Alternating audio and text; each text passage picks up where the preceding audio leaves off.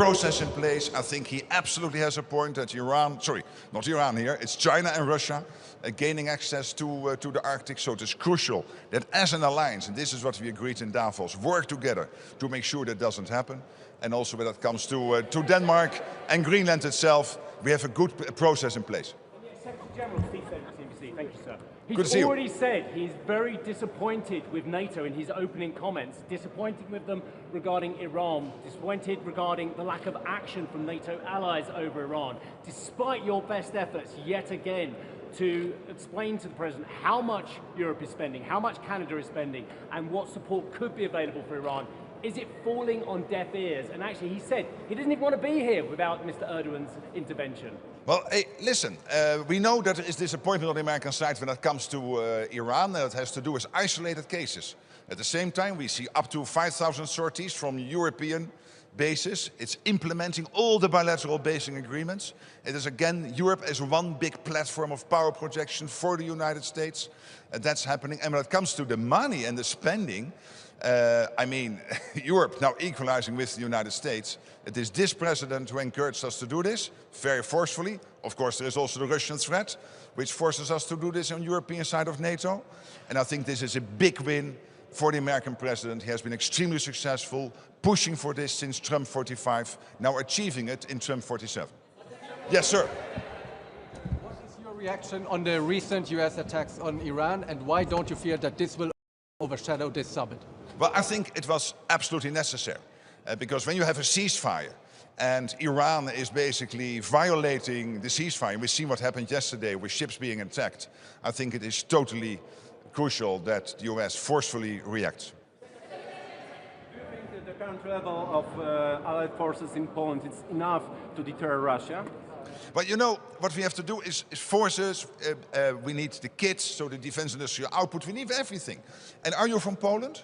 Your country is investing heavily in its armed forces. You have already basically achieved all the targets. You are reforming your armed forces as we speak. You know there is a strong US commitment to Poland. We have heard this from every senior politician in the US.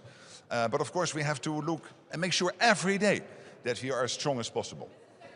Yes, there, over there. In the Washington Summit Declaration 2 years ago, Russia was described as the most significant and direct threat to the Allies' security. And back in The Hague, the Allies just mentioned a long-term threat posed by Russia to Euro-Atlantic security. Do you expect even softer language in this declaration and doesn't represent the shift in the Allies? I expect again for today to acknowledge collectively that Russia is the long-term threat to NATO territory. But hey, you have to read the declaration when it comes out. But I have clear expectations that the long-term threat of Russia will again be noted. Yes, please. Sorry, Mr. Secretary, thank you so much. You say that this summit is about delivery. What is the single most important outcome that you're expecting to see out of the summit? Are we expecting to see something like 5% defense pledge like we saw at the summit in Hague? Are we expecting? But this is like about delivering on the pledge. The 5% pledge was there.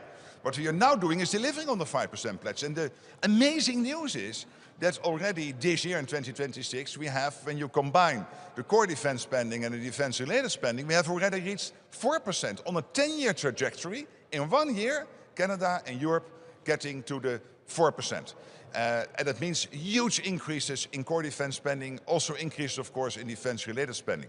But then on the priority, given the fact that spending is going up and so much money is now coming in, also noting that we need to keep the support for Ukraine going, I think the main issue yesterday, today, is defense industrial output. Because in the end, you cannot defend yourself with dollars or pounds or euros or liras here in Turkey.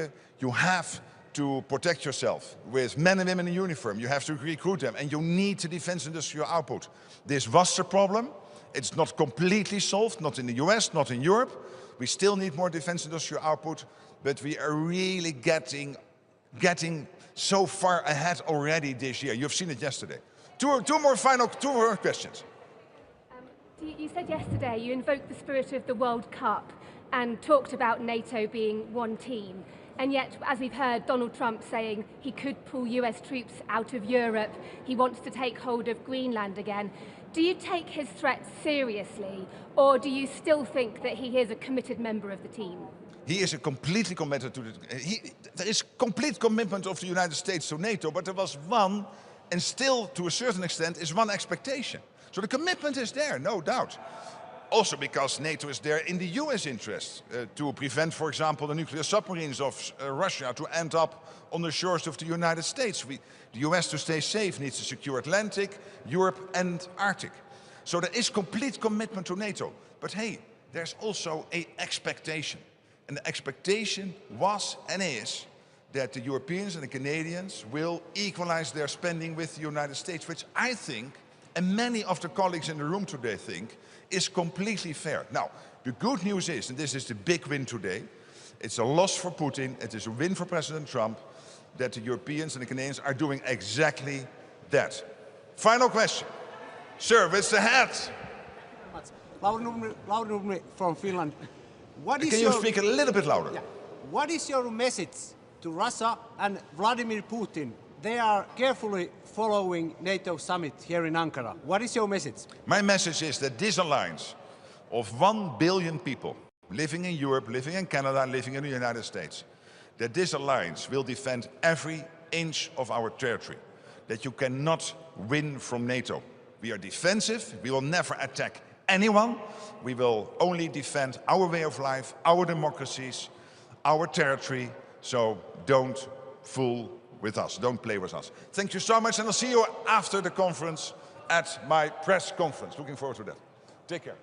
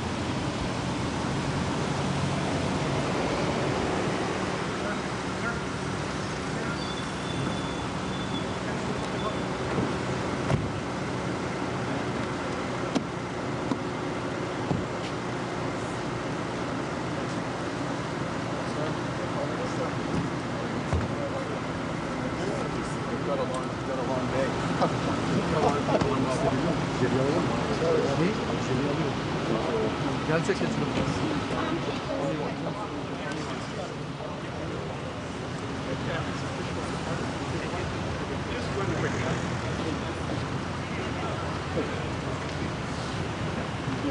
Just be mindful of the camera. Yeah. Please.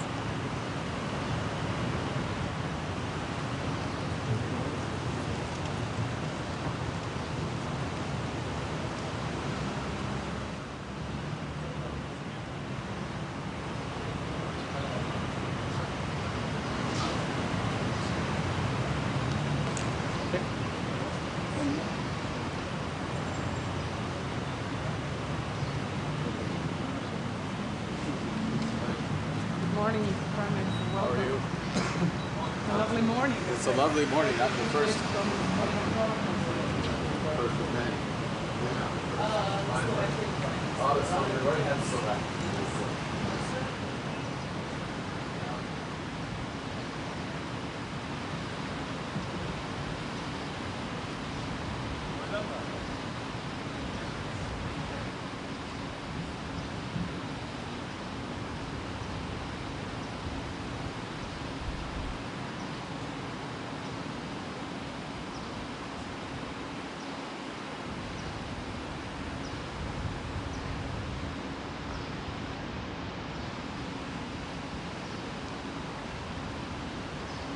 Start and thank President Erdogan and Secretary General Rutte for this, President for his amazing hospitality, Secretary General for organizing this meeting.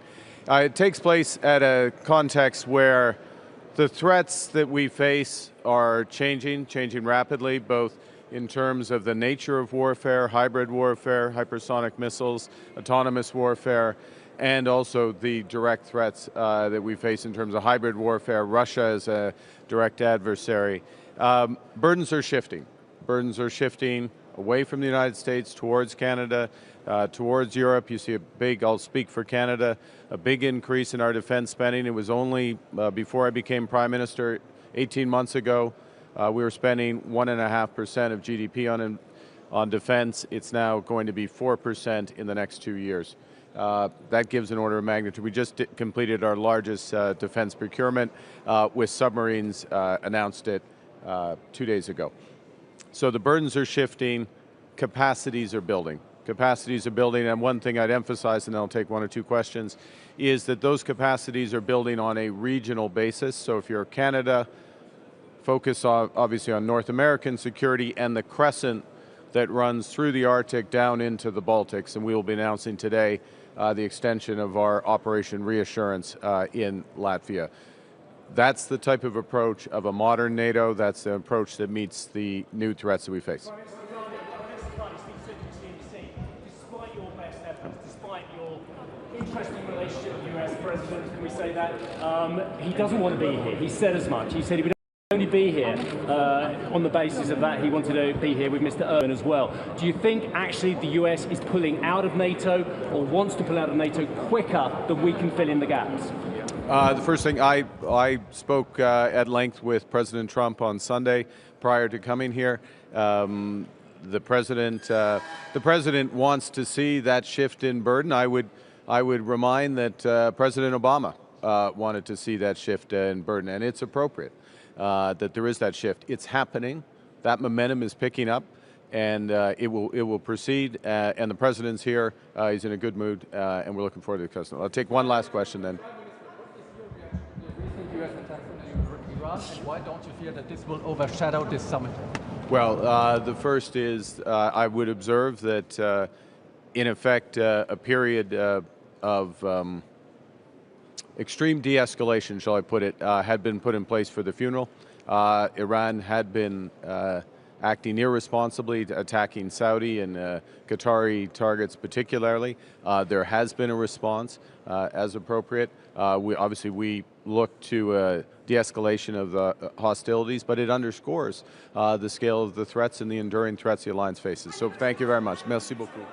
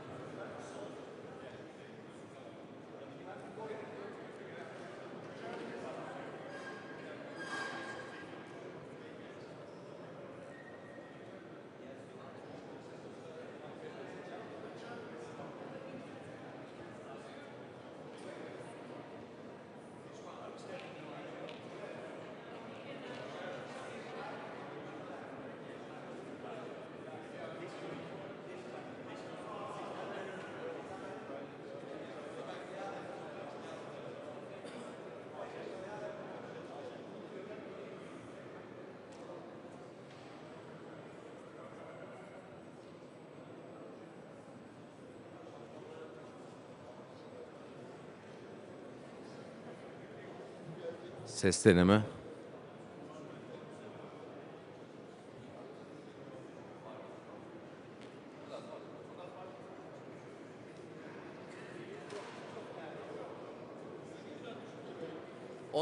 Onlar düşürdüler. Evet, kapattılar hatta.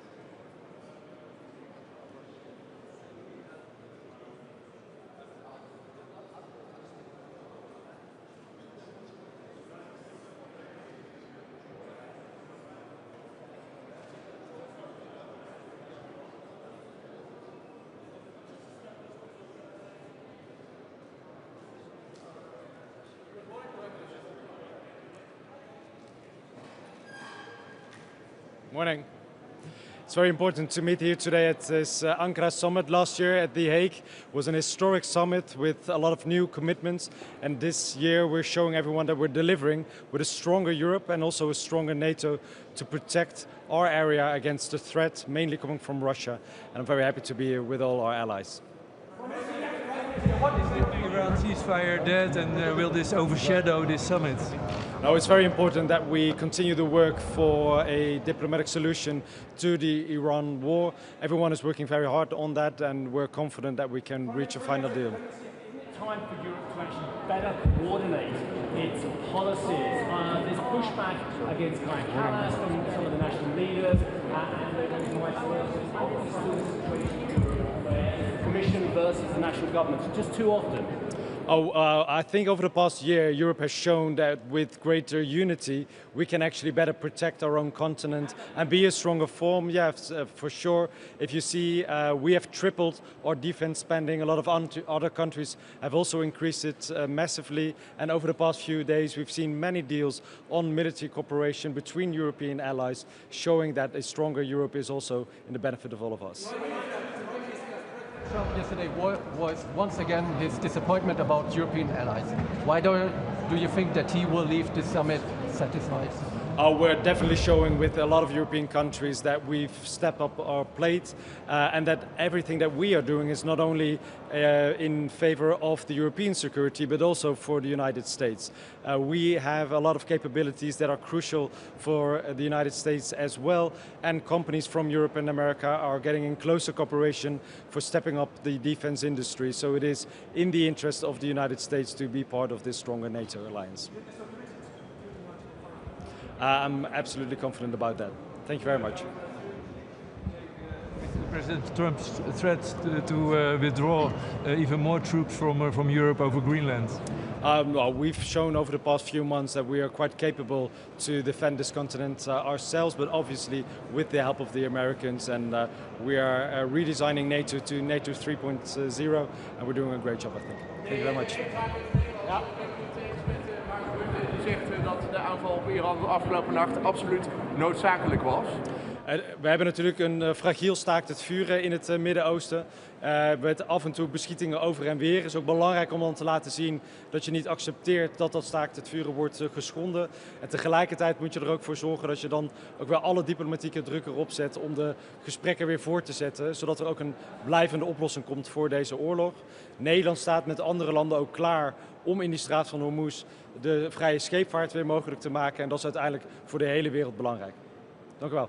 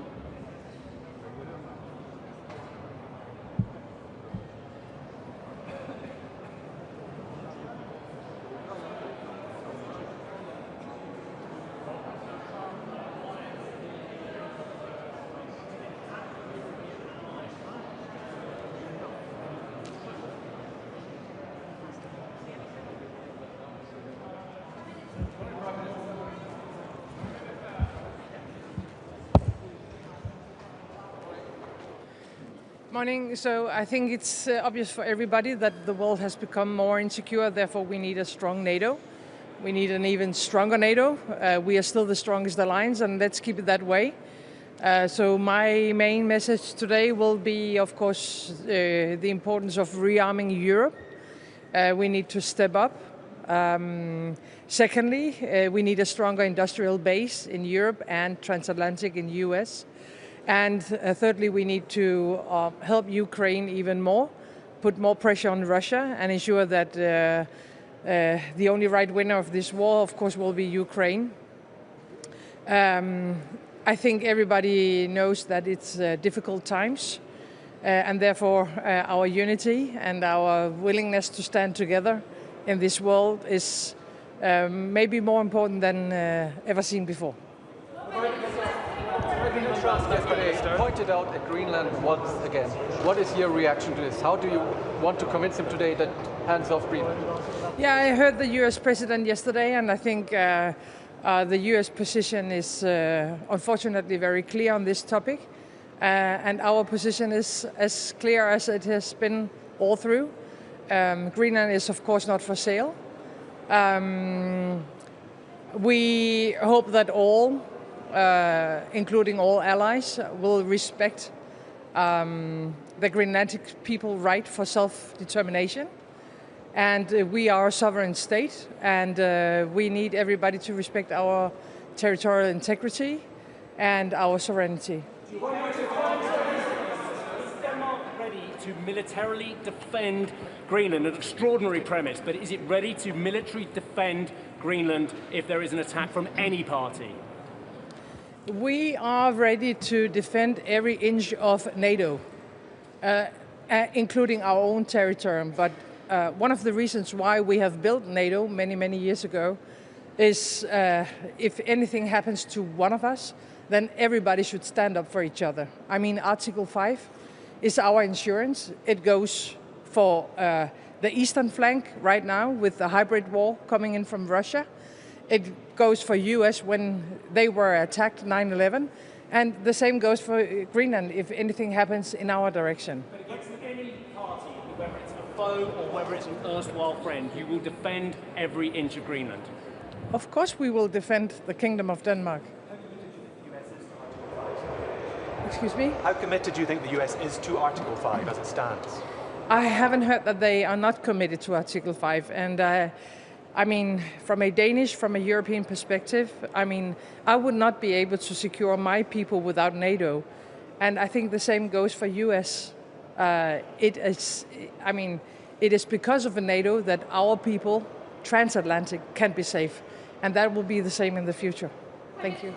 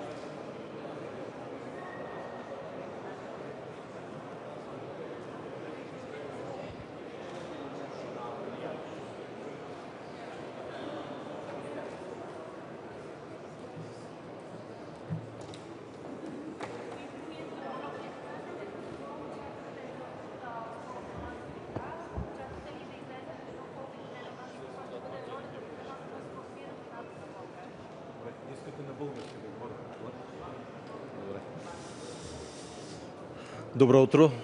Днешната среща на върха в Анкара се провежда в един важен момент на дълбока трансформация на Алианса, който отразява необходимостта и, разбира се, амбицията на европейските страни членки да засилят своя принос в общите отбранителни способности на Алианса. Защото конфликтите в съседство, особено въоръжените сблъсъци в Украйна и в Близкият изток, ясно показват на европейските държави, че гарантирането на сигурността на техните граждани е неотменима отговорност и изисква системни усилия. Специално за България, с укрепването на нашия собствен национален отбранителен капацитет, страната ни се превръща в важен фактор на стабилност в критичния и стратегически важен за Алианса Черноморски регион. И в тази връзка страната ни съсредоточава своите усилия за изграждане на собствени отбранителни способности, но и за развитие на нашата отбранителна индустрия и наука. Постигането на целта на НАТО за 5% от брутният вътрешен продукт за отбрана за нас означава развитие не само на класическите отбранителни способности, но и инвестиции в инфраструктура, в свързаност, в дигитална устойчивост и киберсигурност. И много важно е, че днес се провежда тук и форумът на отбранителните индустрии, защото това дава възможност за преодоляване на фрагментацията в европейската отбранителна индустрия. Дава възможност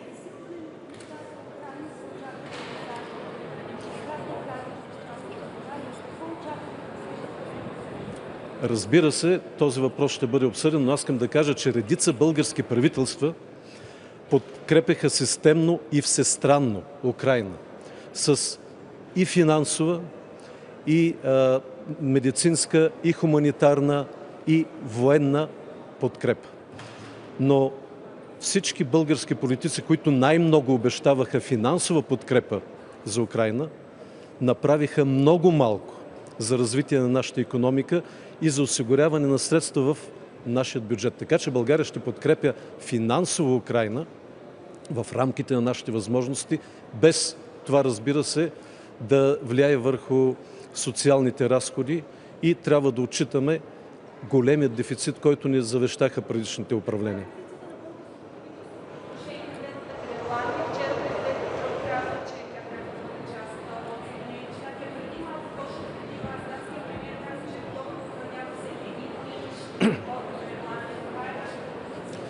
Нашата позиция е, че Европа трябва да осигури такива възможности, че хората в Гренландия да се самоопределят и аз мисля, че може да бъде намерено едно рационално решение, така че Гренландия и в момента предоставя възможност за базиране на военна техника, за базиране на военни способности на нейна територия, така че просто този процес може да бъде разширен.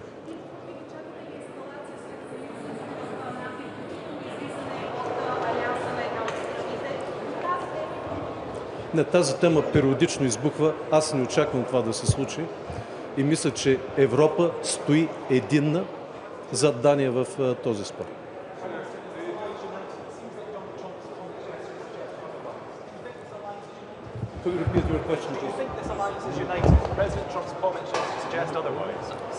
I believe that the global security challenges are pushing us to stay united. We don't have other choice. But we need to stay very reasonable.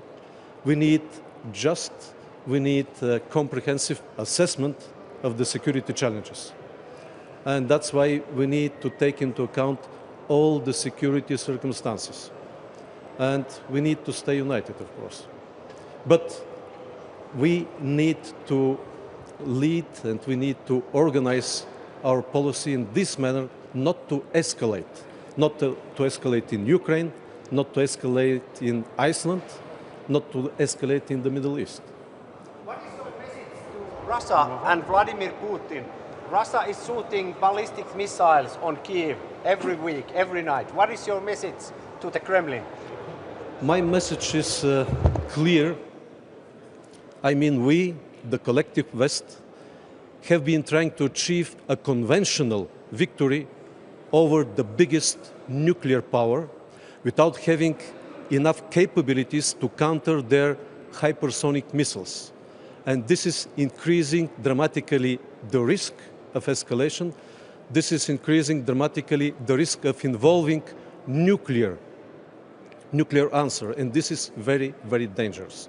That's why we need to develop conditions as soon as possible for diplomacy and peace and not to escalate. Threat to the alliance?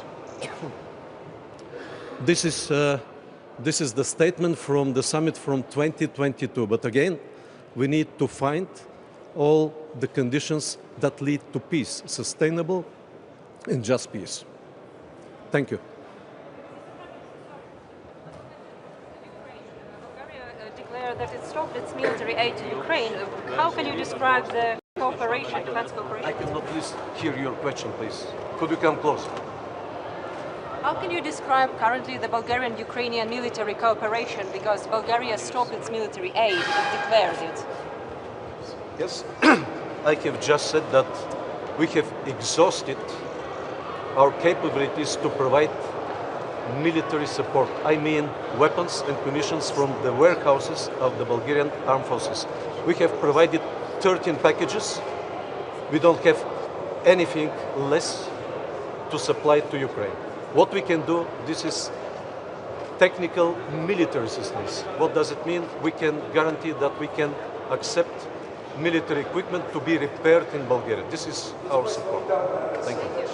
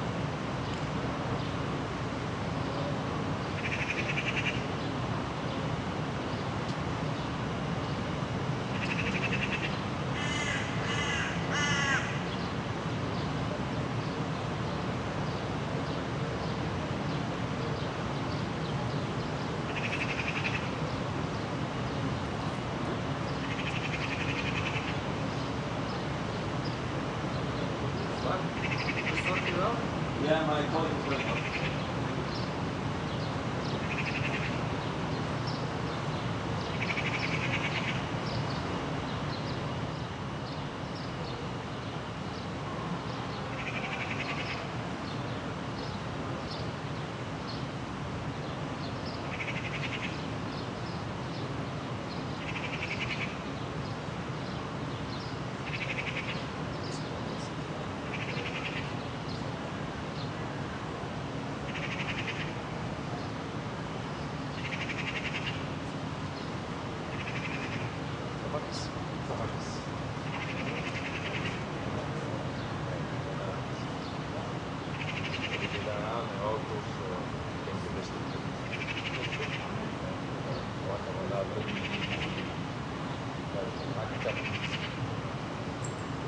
Obrony Narodowej pana Kosiniaka-Kamysza. Ja o to zabiegam od 3 września, od pierwszej wizyty w Stanach Zjednoczonych. Pan prezydent Trump wypełnia swoje deklaracje. Teraz już wszystko przed Polskim Ministerstwem Obrony Narodowej. Można powiedzieć, że ta autostrada do stałej obecności wojsk amerykańskich w Polsce na poziomie prezydentów, na poziomie politycznym jest otwarta. Wczoraj rozmawiałem z wieloma liderami świata podczas kolacji, naszymi sojusznikami. Wśród nich był także oczywiście prezydent Zełenski. Być może jeszcze będzie okazja dzisiaj, aby porozmawiać. Federacja Rosyjska pozostają ze sobą w dialogu, niezależnie od pewnych napięć bilateralnych. Donald Trump is impressed by all of these billions of pounds and euros of money that's being invested in weapons since last year? Or do you think that there's a risk that he will only want to protect allies like Poland, that really is stepping up to meet this new 5% target, and maybe not be so helpful to support allies like the UK that aren't going so quickly? Madam, you have to ask Mr. President Donald Trump about his opinion. I can only repeat that President Donald Trump is a real friend of Poland, and our cooperation is on the highest level.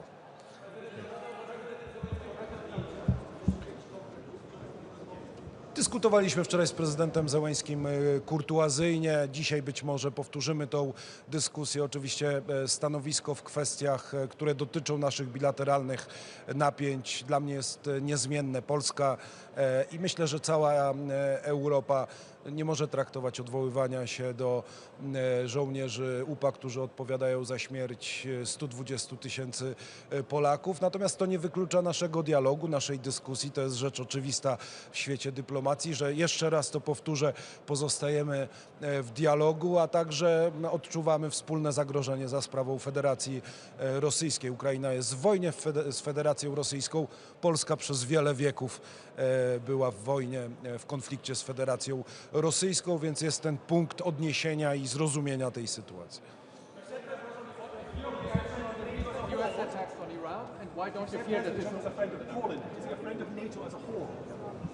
I hope so. We are here to solidify each other in NATO, so the President Trump and United States of America are the linchpin, the fundament of NATO, and transatlantic relations are most important to solidify the NATO. He's weakening the alliance when he talks about things like Greenland or troop withdrawal. Allies can solve the problems inside the NATO, and I'm sure that we will solve the problems around the many international issues. Thank you very much.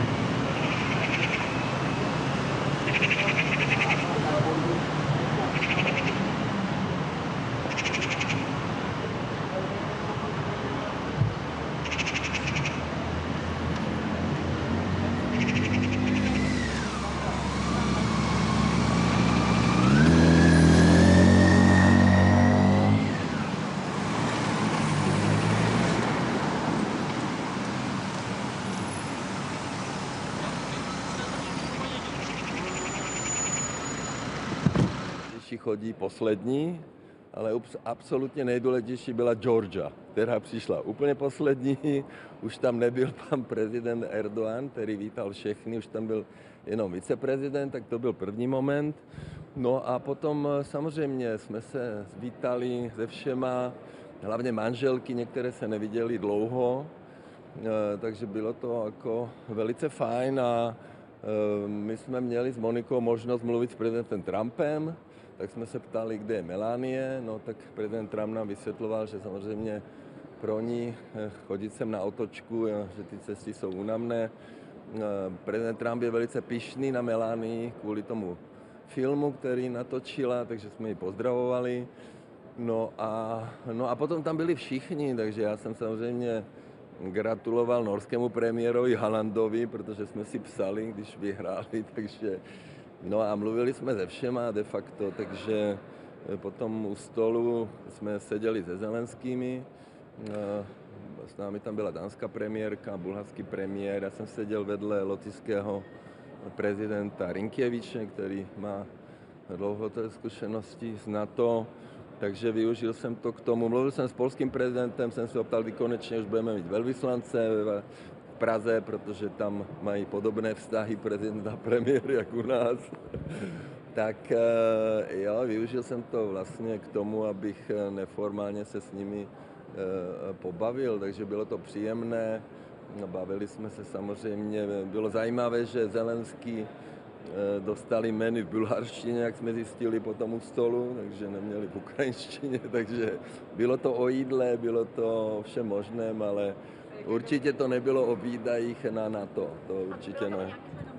Otázku, jak vypadala konkrétně ta debata s panem Zelenským, jestli můžete k tomu něco blíže říci. My jsme seděli tak, že Monika seděla tady a seděla vedle paní Zelenské a Zelenský seděl, takže já jsem seděl vedle Rinkěviče, takže se Zelenským jsme se bavili o jídle a o tom, že ten jídelníček nebyl v ukrajinštině. Takže Ukrajiny se neptal pan prezident a nepozval vás na Ukrajinu? Ne. Vůbec nikdo nemluvil o výdajích. Já jsem se bavil samozřejmě lotyšským prezidentem o jeho názor.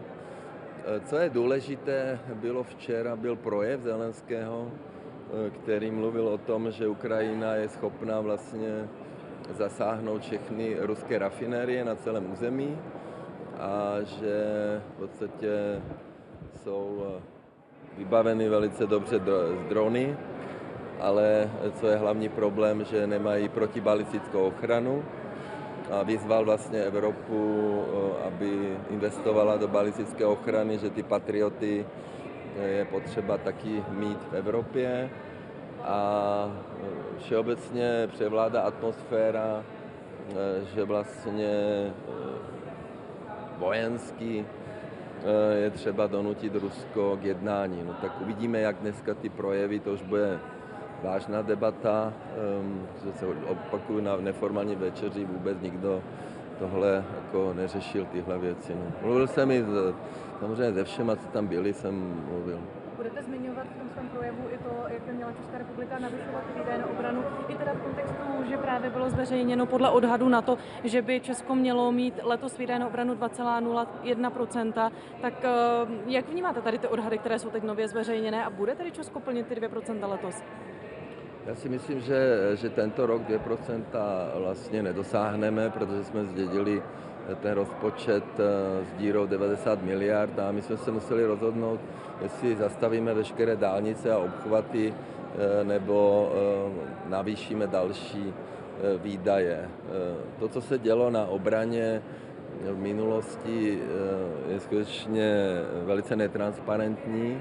Takže my určitě chceme, aby to bylo transparentní, aby tam nekupovali nějaké podivné kuchyně prodražené. No a na příští rok určitě v rozpočtu budou 2%, bude tam navýšení o 36 miliard, ale doufáme, že teda obrana zásadním způsobem vlastně změní to pořizování toho vojenského materiálu. Toho zvyšování do roku 2035, protože to je jedno z témat summitu, jak Česká republika, než by to byla Česká republika, ale jak ty země členské vlastně dojdou k tomu zvýšení, k tomu cíli. Já chápu Spojené státy, je potřeba si uvědomit, že kde jsme. Spojené státy vydávají ročně 1000 miliard dolarů na zbrojení. 1000 miliard dolarů je 21 500 miliard korun. Jo, takže my, pokud se budeme příští rok někde pohybovat kolem až 200 miliard nebo 194 miliard podle odhadu HDP, tak vydáváme 1% výdajů Spojených států na zbrojení. Oni příští rok chtějí to navýšit na 1500 miliard dolarů, takže jako ta atmosféra je, všichni mluví o válce, všichni mluví o zbrojení a zatím jsem neslyšel slovo mír teda včera vůbec. Že vlastně se musí vojensky donutit Rusko k jednání, jste teď řekl. Tak já se chci ptat právě i v tomto, je asi třeba navyšovat ty výdaje, třeba tedy toto zvýšit a jak vlastně Česká republika, jak vaše vláda toto vnímá, protože... My nejsme ve válce. Ve válce je Ukrajina, které pomáhá NATO a jestli donutíme Rusko vojensky jednání, to já nevím, to ukáže čas. A je tedy v plánu, že Česká republika bude postupně navyšovat ty výdaje na obranu, když příští rok chcete ty 2%, ale v tom roce 35 má být až 3,5 těch tvrdých? To HDP roste, takže my jsme na 2%, nikdy nebyly splněny, takže my je chceme splnit a my samozřejmě potřebujeme peníze i na nemocnice, na zdravotnictví, potřebujeme peníze na navýšení platu policistů, my potřebujeme vnitřní bezpečnost, jo, takže my jsme na 2%, nikdy nebyly splněny, my se o to pokusíme příští rok a uvidíme. Já chápu, že Spojené státy tohle prosazují velice striktně, hlavně, aby jsme nakupovali jejich zbraně. Evropa, Macron vlastně říká zase něco jiného. Tak uvidíme dneska ty projevy. Já budu mluvit jeden z posledních, protože jsme na tom třetí nejhorší. Oni dodržují přesně, tak uvidíme, jaké ty projevy budou. No. Včera s panem prezidentem ohledně toho, jak dneska to jednání Severoatlantické rady bude vypadat, v jakém formátu, i z protokolárních nějakých ohledů? Nemluvil, on byl na večeři dřív než já, my jsme přišli až potom, já jsem mu podal ruku, ale spolu jsme nemluvili. O kterém mluvil pan ministr Macinka? To je záležitost pana Macinky, který našel nějaké peníze, které mě byly určeny. Máte konkrétní částku? Nějaká menší částka je to, které byly určeny pro Ukrajinu, ale jelikož my jsme se zavázali, že nebudeme dávat peníze Ukrajině a budeme pokračovat ty možnice, tak on ty peníze poslal vlastně na ten program PURL, ale je to jednorázová menší částka, nevím jak velká je. We are finishing. Vůči tomu se velmi ostře ohradil váš koaliční partner, předseda SPD a sněmovny Tomio Okamura. V pátek, tak určitě si to vyříkáme. Jo, mějte se hezky. No. Prezidentem Trumpem, ten tedy vůbec neřešil výdaje na obranu a tak dále, bavili jste se pouze. Trump je stále stejně příjemný a bavili jsme se o Melánii a o filmu. Prosím vás, na večeři nebylo nic o výdajích NATO, nikoho to na večeři nezajímalo. Byli jsme tam s manželkami, bavili jsme se o jídle, o plno věcech, o fotbalu, Haaland, Genius a tak dále. Jo. Zazní ta kritika na Česko, že se neplní ty 2%. Čekáte tu kritiku dneska na té formální části? Uvidíme, my obhajujeme plnění výdajů minulé vlády, ale my vystupujeme za Českou republiku, takže určitě Fialovou vládu pomlouvat nebudeme. Jo? Mějte se hezky na shledanou.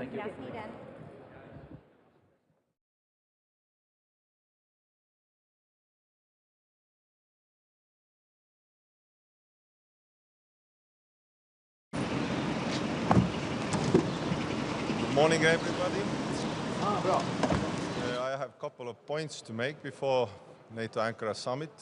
The first one is that allies should increase the defense expenditure. For example, Estonia invests in defense almost 7% this year. So this is also the expectations to our allies that to increase the capabilities and defense expenditure as already promised in Hague. Second is that NATO needs strong forward defense against Russia.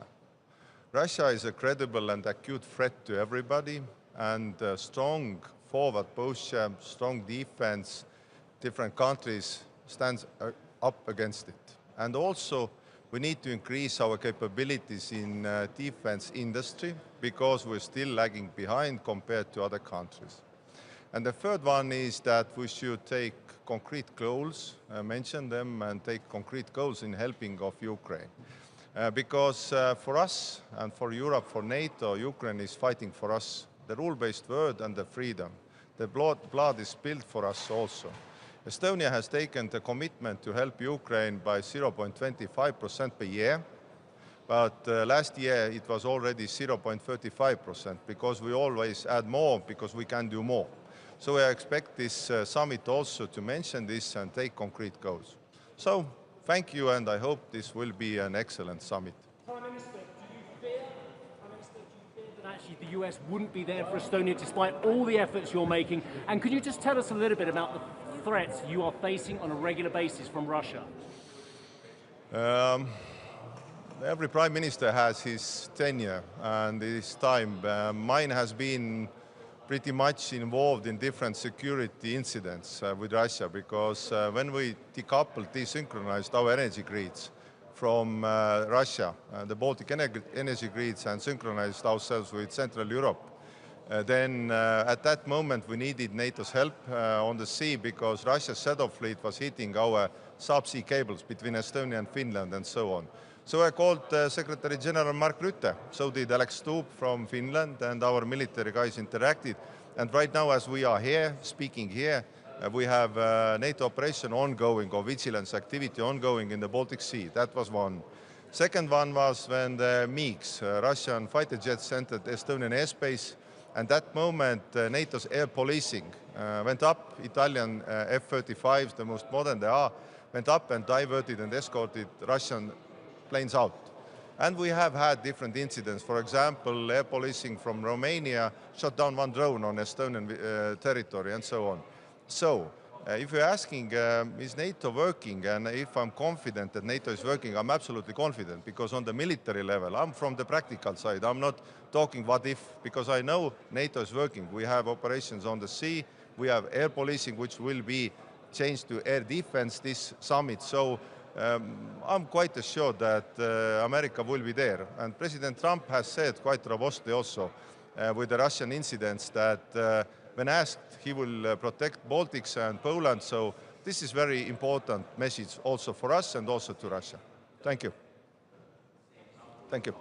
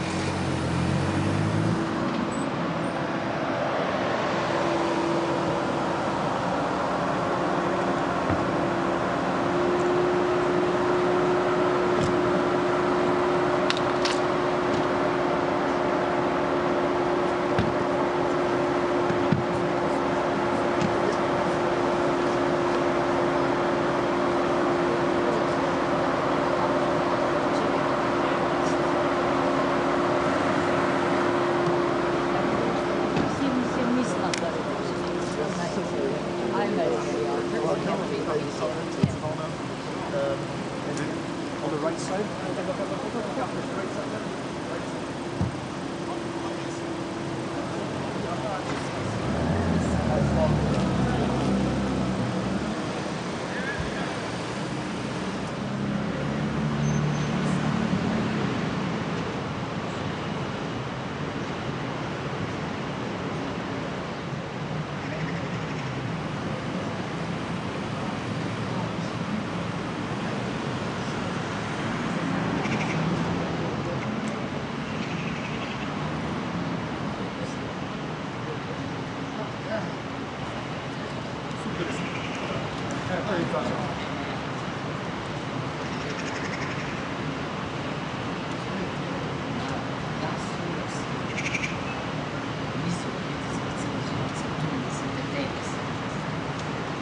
malo, tako da znaš koga da se pokače malo.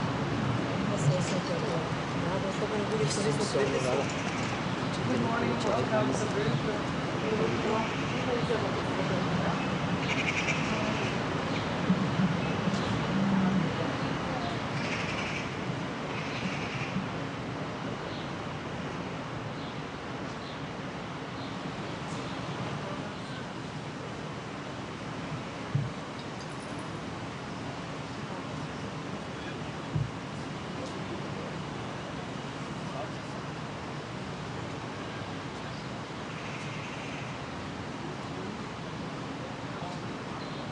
Several words.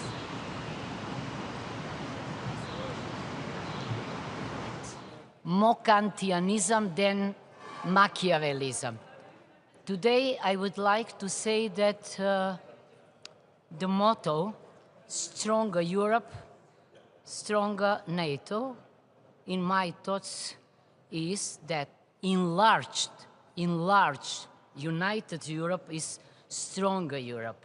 But the strongest Europe is Europe living in peace and democracy based on principles and values. That's my message. Thank you.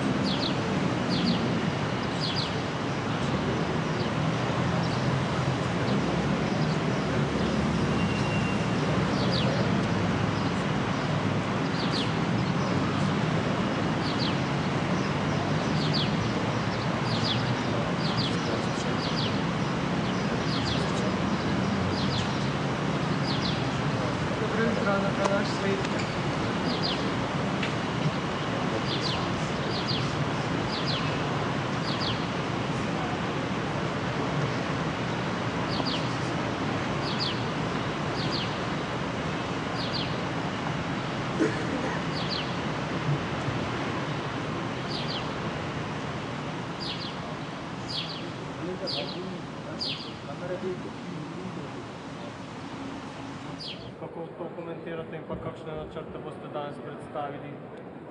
Gospod Rutte pričakuje konkretne načrte. To je, ne vem že kateri moj NATO vrh, ne, in prvič je Slovenija v poziciji, ko malo sklanjamo glave, ne toliko zaradi številk, ampak predvsem zaradi prelomljenih obljub. So države, ki so blizu nas, pa niso tako vehementno nekaj obljubljale, pa podpisovale, pa potem tega ne izpolnile in to je po moje večji problem, ker kar se NATO tiče, NATO bolj skrbi za našo varnost, kot Slovenija skrbi za varnost NATO. Vsem jasno. In je pošteno, da tudi mi oddelamo svojo domačo nalogo in prispevamo svoj delež. Zdaj, kako priti iz te situacije, čez noč se to ne da, ne? Slovenija ima svoje javnofinančne probleme, imamo probleme zdaj celo z rebalansom, zaradi tega, ker Ustavno sodišče ne odloči, ali bo referendum o razvojnem zakonu ali ne bo. In tam so veliki finančni učinki, brez tega je nemogoče planirati proračunsko leto ali pa ga popravljati, tako da izkoriščam to priložnost, čeprav ni mogoče pravo mesto za apel na Ustavno sodišče, da odloči, kakorkoli pač odloči. Oni so neodvisni v tem, kako odločijo, niso pa neodvisni v tem, da odločajo. In država zaradi tega stoji. In tudi tega problema glede obrambnih izdatkov ne moremo reševati, dokler nimamo čiste slike. Je pa jasno, da bo neke stvari potrebno narediti. Zdaj, prvo, kar bomo obljubili, je to, da bomo držali besedo, da tisto, kar bomo rekli, bomo tudi naredili, da ne bomo golfali, kot je prejšnja vlada, pa kot obrambne izdatke predstavljali nekaj, kar to ni, čeprav je klasifikacija jasna. In od te točke bomo šli naprej. Nemogoče pa je vse, kar je bilo obljubljeno, pa ne izpolnjeno, zdaj izpolniti v letošnjem letu, so tudi druge prioritete. In danes na mizo, kar je bilo rečeno, tudi strani generalnega sekretarja Rutteja, da naj bi članice vse konkretne načrte jasne danes predstavile. Naših načrti so bili narejeni že prej, obljube so bile danes, Slovenija sprejela zaveze in mogoče bo nekatere od teh zavez možno delno korigirati, drugače jih je pa enostavno treba izpolniti. In bo šlo za časovnico, ampak danes ni čas in prilika za zelo konkretne pogovore. Bo pa to izpolniti težje. Recimo, ko je na začetku prejšnjega mandata Golobova vlada prekinila pogodbo za oklepnike Boxer, ki jih je prej Slovenija obljubila NATO že ne vem koliko časa, je plačala kazen za to. Poleg tega so se pa podražili. Danes je po 4 letih zaradi znanih razlogov in situacije v svetu, je približno tak oklepnik praktično še enkrat dražji.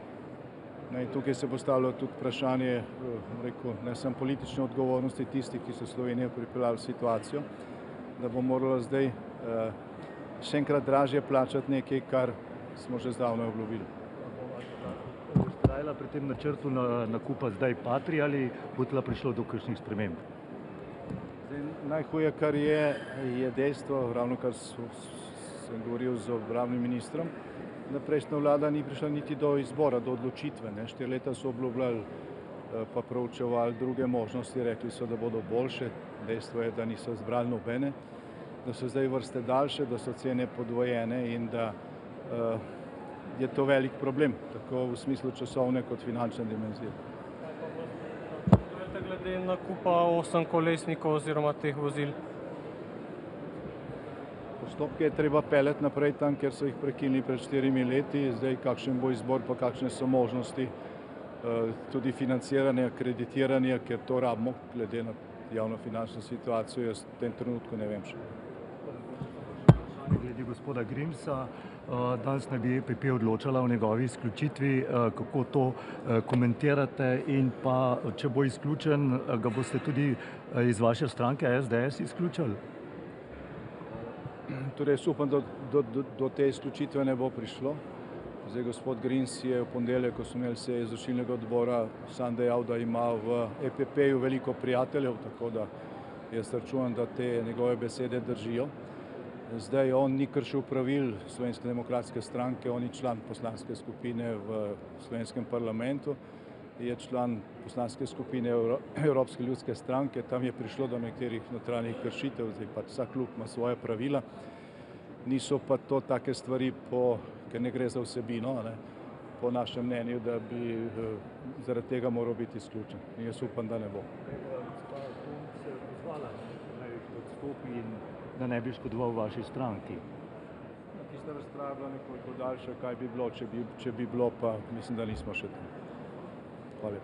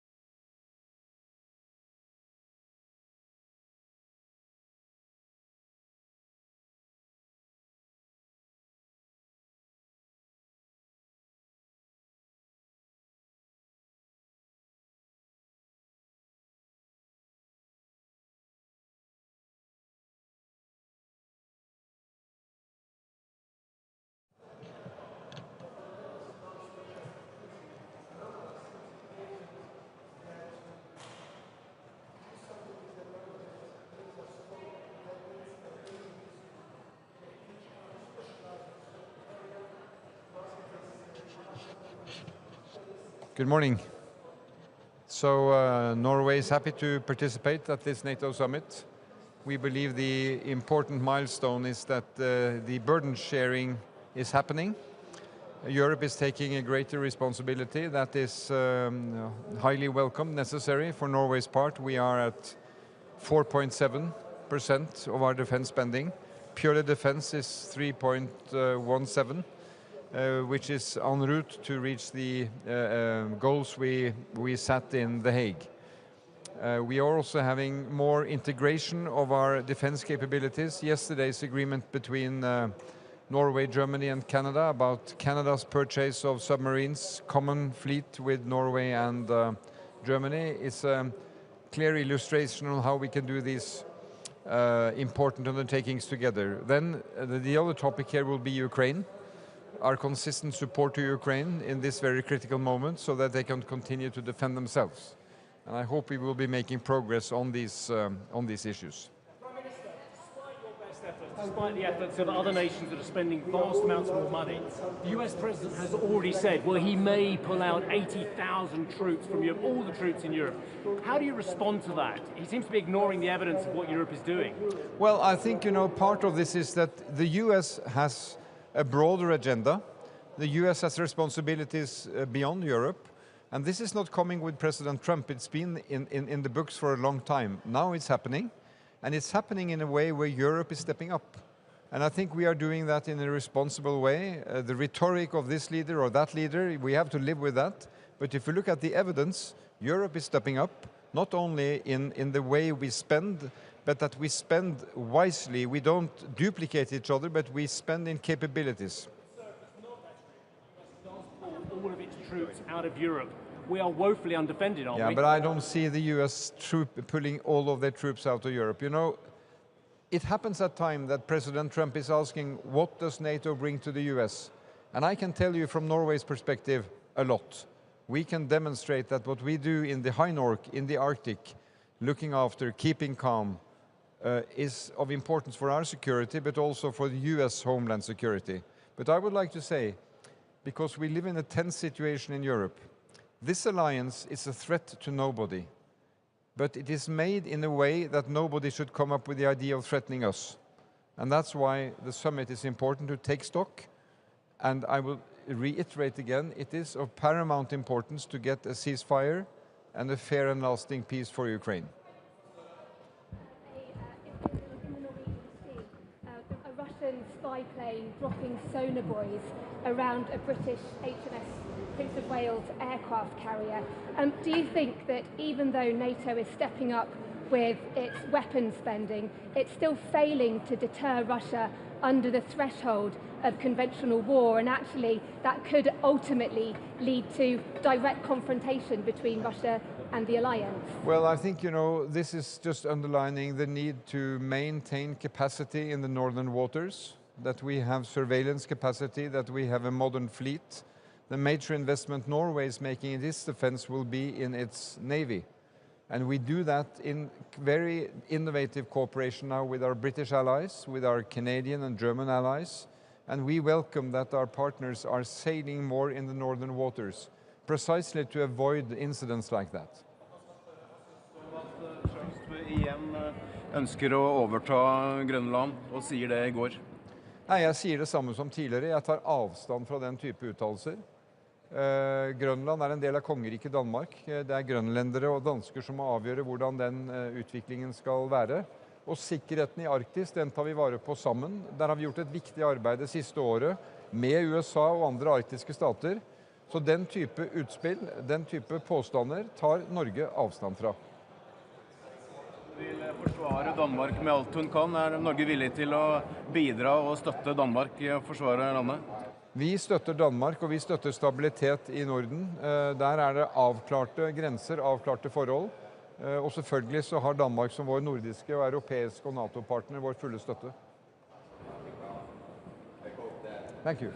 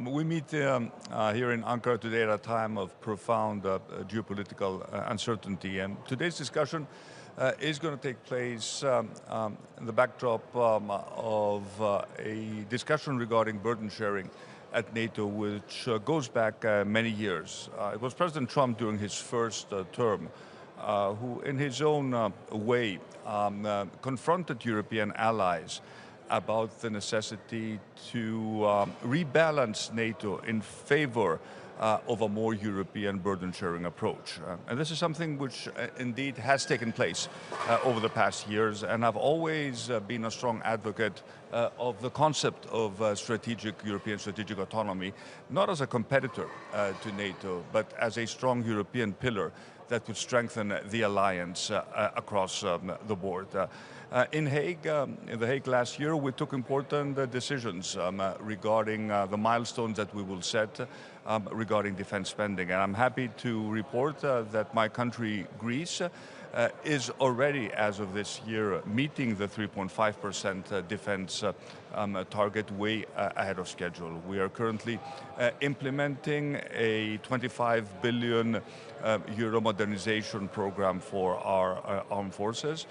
My country is in a very delicate neighborhood facing geopolitical challenges.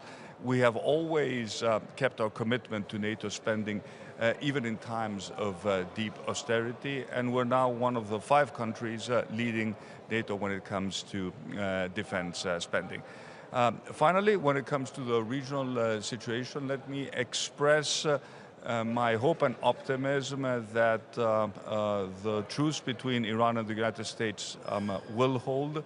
It is critical to give diplomacy time to resolve this thorny issue, and at a time when the cost of living is the #1 priority for all European governments. We, of course, all hope that we will not have a new increase in tensions that will lead into a further increase in the price of oil. Influence of Turkey within NATO, and the fact that now the US president looks like he will allow F-35s to be bought by Turkey, does that upset the balance within the Eastern Mediterranean? Well, I'm not going to comment on the statements made yesterday by President Trump and President Erdogan. All I can say is that an alliance needs to be based on the fundamental principle of good neighborly relations. And at a time when my country is still faced with an open threat of war by Turkey, should we exercise our legal right to expand our territorial waters? I think we need to be cognizant of the fact that the sensitivities of all NATO allies need to be taken into consideration. After all, we are a defensive alliance, and I'm sure that these outstanding issues can be resolved in the spirit of good neighborly relations and in the spirit of cooperation. In your neighbor country, did you like the food, Turkish Sorry, food? I can't hear you. Speak up a little bit.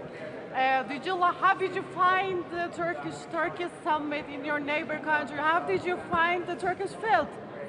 I can't hear you. Sorry.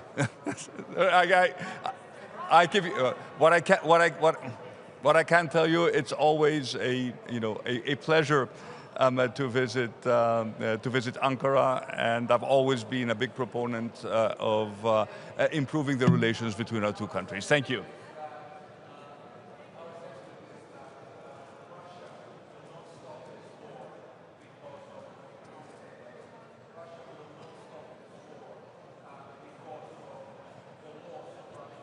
Good morning. It's great to be here in Ankara for NATO summit, and I think it's going to be very important that we reaffirm our commitment to 5%. Latvia is spending already 5%, and I will call on all my colleagues to do the same. But it's not only about money, it's also about capabilities, and I very much believe that those capabilities that we are lacking need to be fulfilled. And finally, I think it's important that we continue support for Ukraine. If Ukraine wins, we are all safer. If Ukraine has issues, the whole NATO, and especially my region, the Baltic region, is not so safe. So I do hope that despite all the differences that we have, we will agree on many things and we will pass all the disagreements for the past.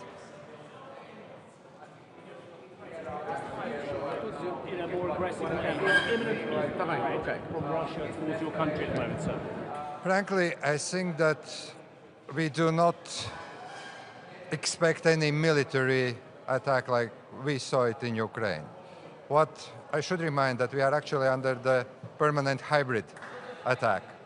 And also what we need to remind to the world that it is very important that we address the shortfalls that we have. Air defense systems, anti-drone systems, but when it comes to the hybrid warfare, we need to be prepared. At the same time, what I'm noticing is also that Russia loves that we are scared. So what is important, that when we speak about any kind of threats against the eastern flank, we also need to say that NATO is going to stand behind, that if we say that there is going to be an attack, then we also need to say that we will fight. Latvia is going to fight, our neighbors are going to fight, but also the whole NATO is going to fight. Thank you. Trump is still being rude about his European allies, still talking about Greenland, saying he might pull US troops out of Europe, even after allies have stepped up over the past 12 months.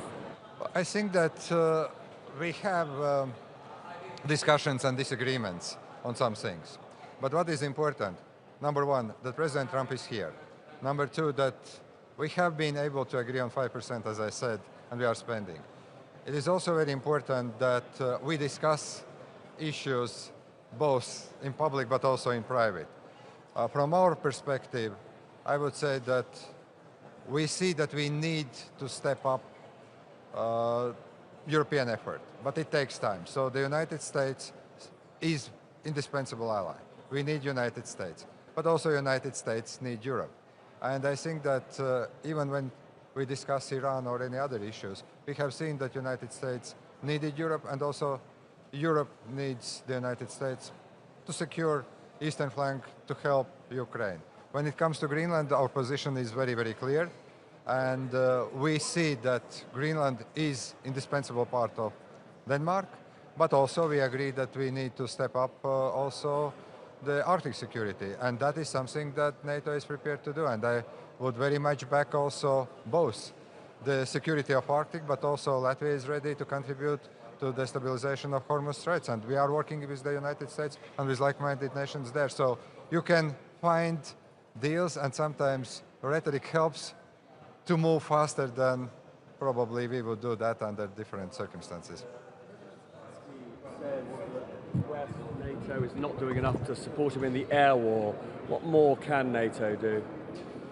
It's a very easy answer, but probably it's very difficult to fulfill. We simply need to send more air defense missiles and equipment. And I think that Ukraine is doing great when it comes to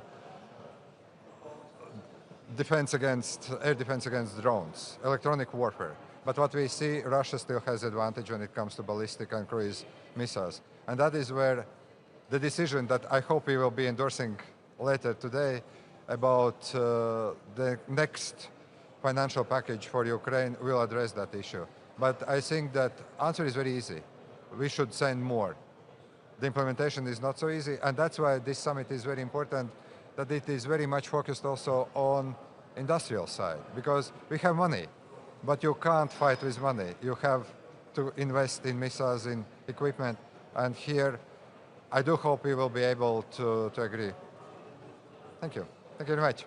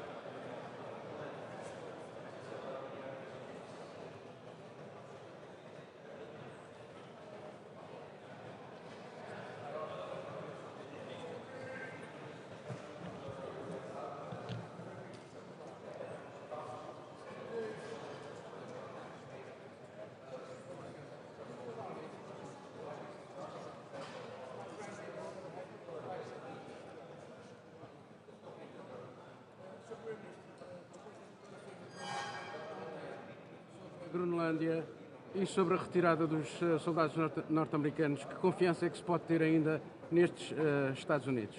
Bom, muito bom dia. Queria em primeiro lugar destacar que esta é uma cimeira onde será assumida a unidade da Aliança Atlântica, o respeito e a manutenção da prevalência do artigo 5º enquanto elemento absolutamente crucial da solidariedade e da partilha da política de segurança e defesa de todos os 32 Estados-membros da NATO. Em segundo lugar, é também uma cimeira onde se dá sequência ao reforço do pilar europeu dentro da NATO e dos compromissos de investimento de todos os países da Europa, no âmbito do qual Portugal tem vindo a assumir também a sua responsabilidade.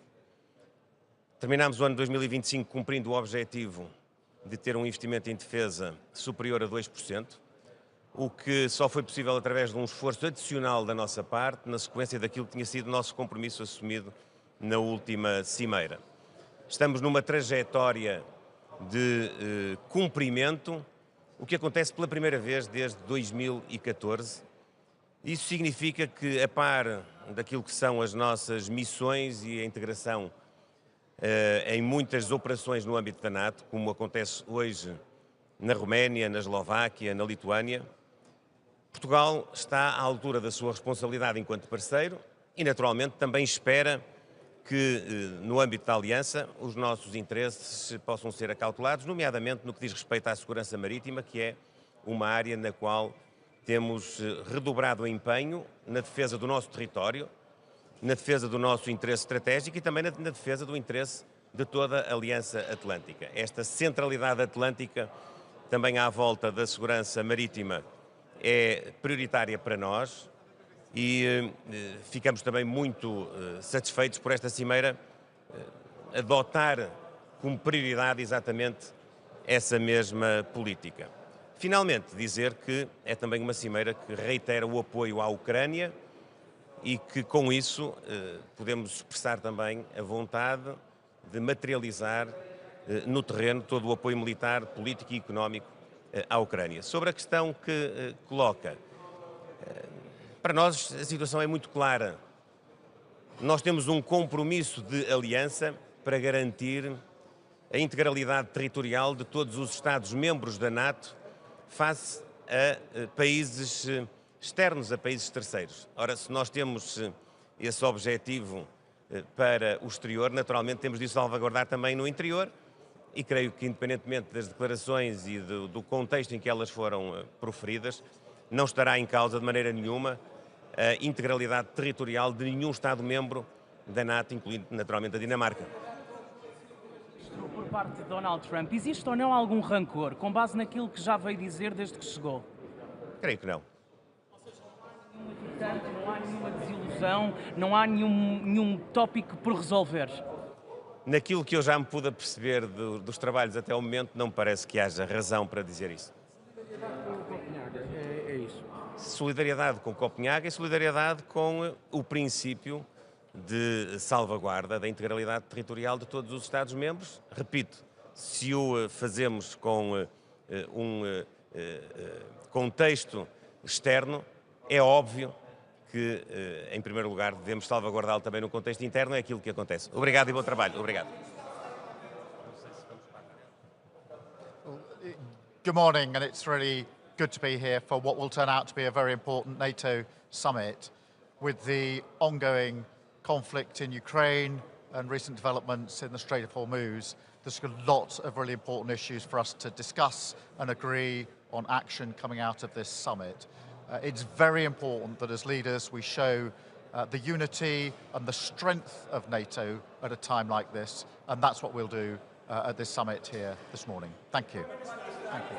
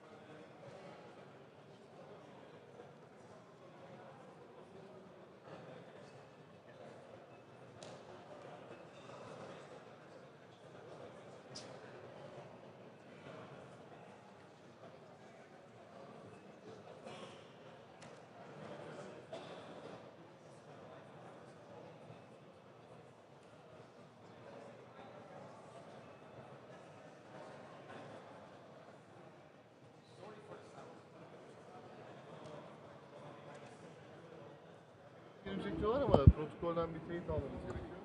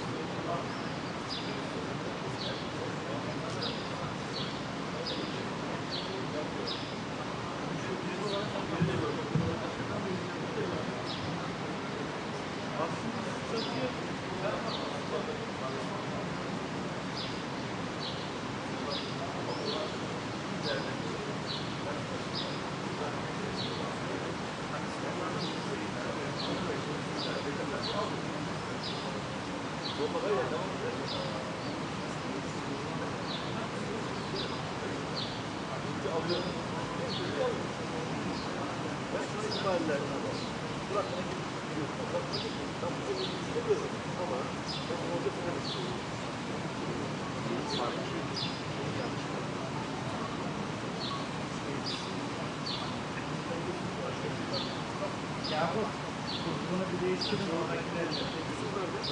Bunun arkasında abi. Mesela burada.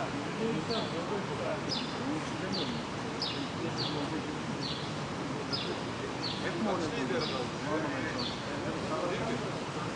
Bırakmayacağız.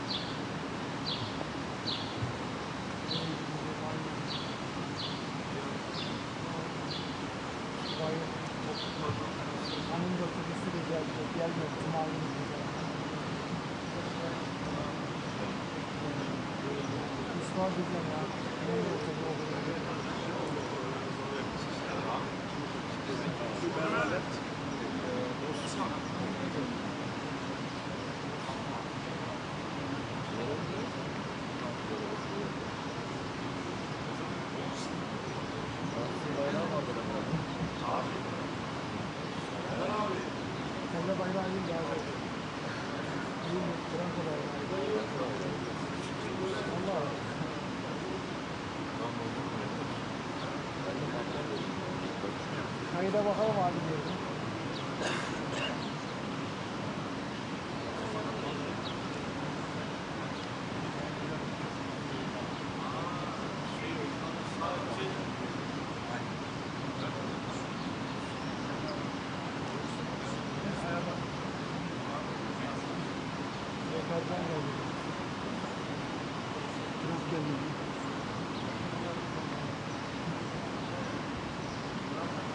NATO üyesi olan adamlar. NATO üye olmayan misafirlerden buradan gelecek.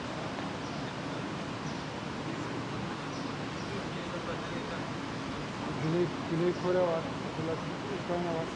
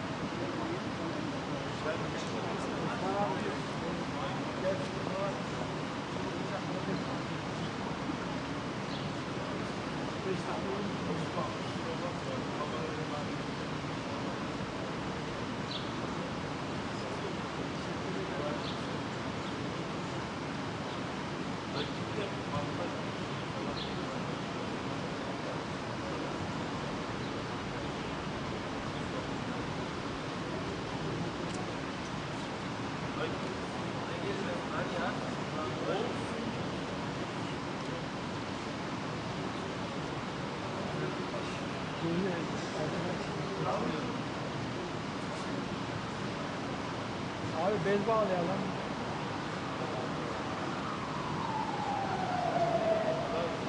Geliyor. Ses gelmiyor.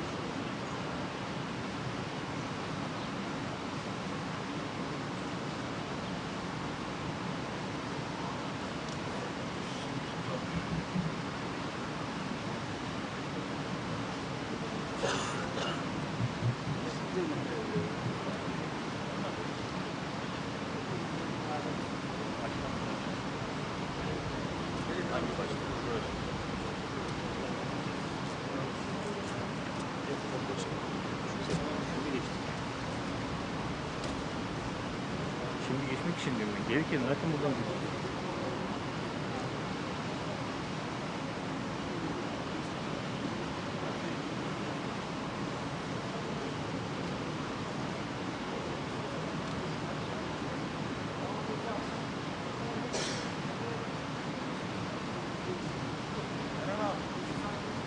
Abi Harun bir saat nöbet tutacak burada, siz sonra kendi aranızda dönüşürüz.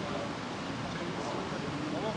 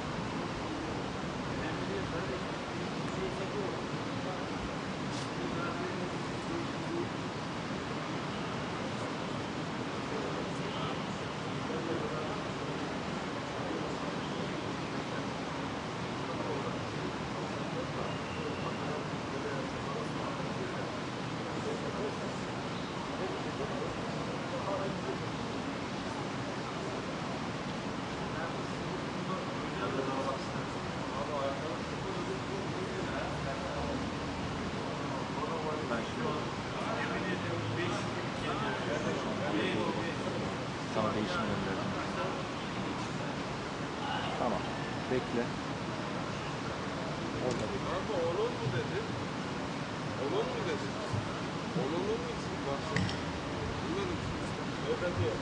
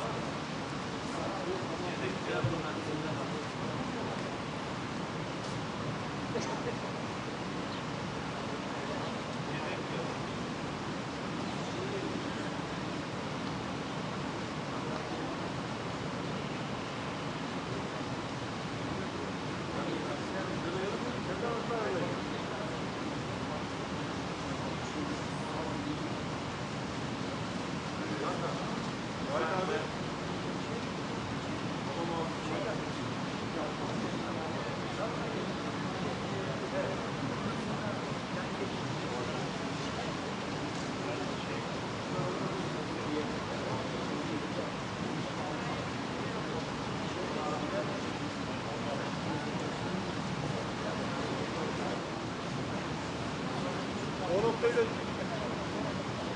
Devlet. Bu noktayı da size birleştireyim. Bu noktayı da size birleştireyim. Eğer çok ekstra bir şey olursa bana söyle.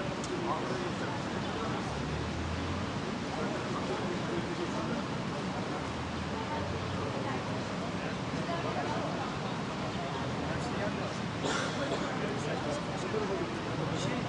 Basın arkasında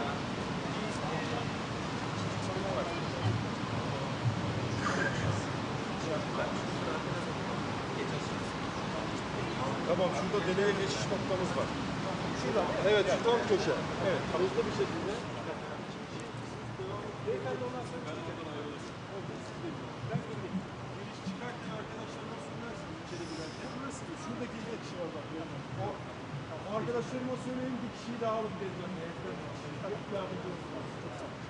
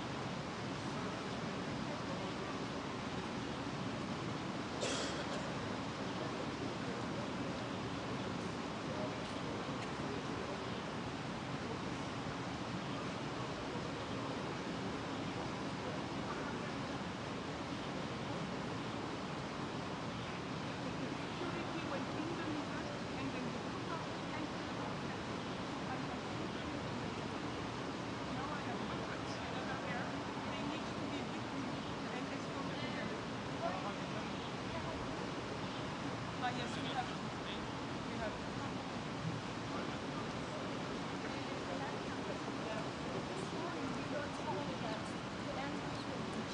No. We cannot go through the middle. All the leaders will be there. Our way is like this. No, I saw a big press brief. Why are they entering to the VPN? It has never been said. No. They have to come from there and enter here. For the family photo. For the family photo. This way. The press brief is this way, not there. Your team brought them inside.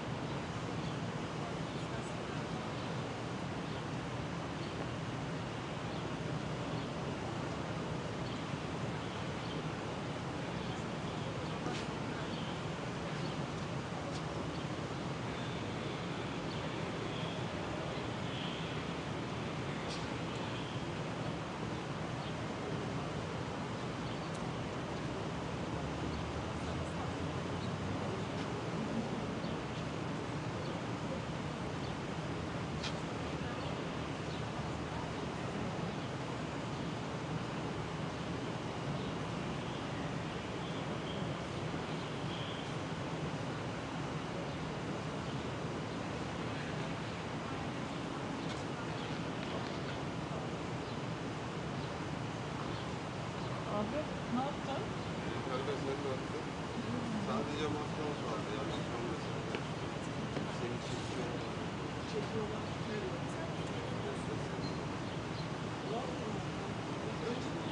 Sen kaldırdın.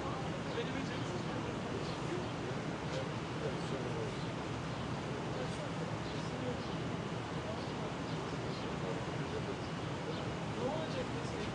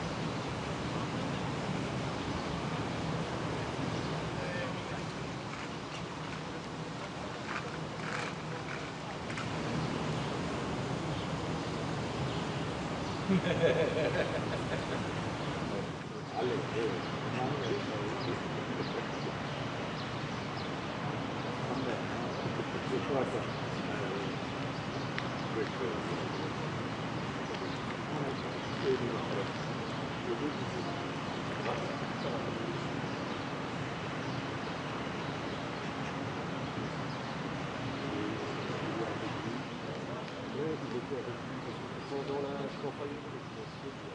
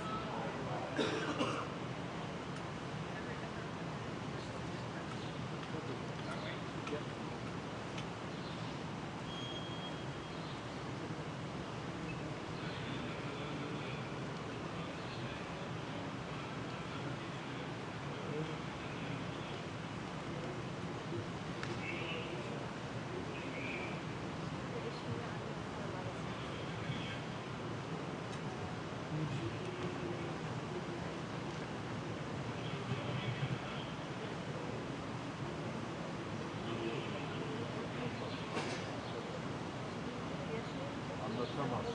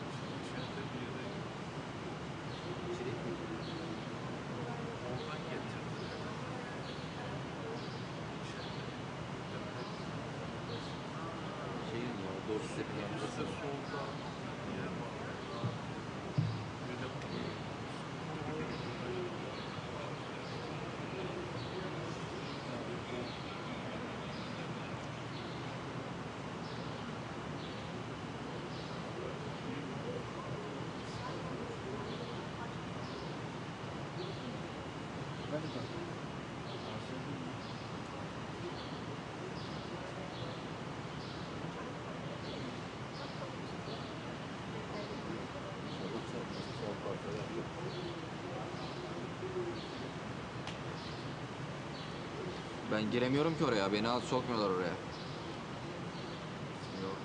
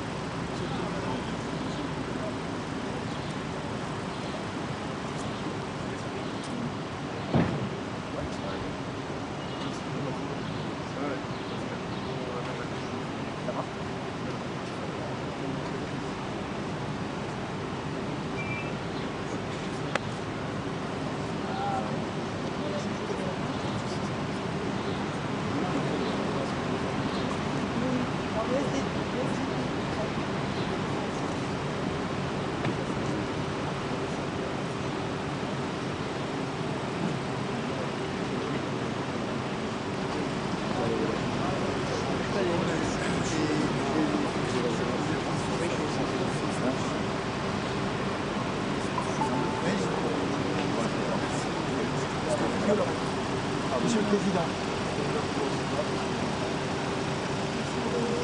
Alors, qu'est-ce qu'on fait là?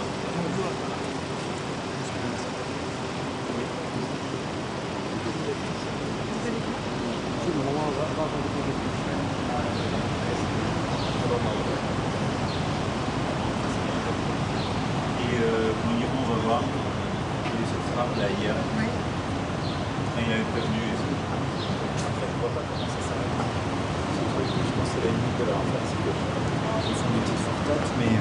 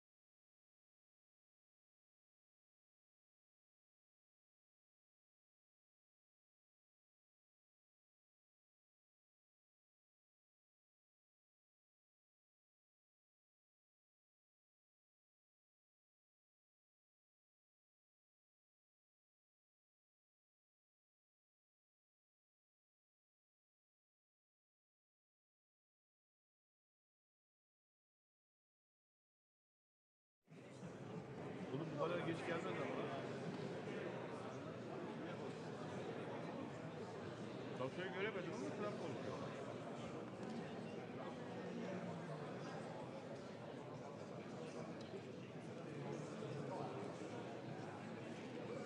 Bitti herhalde.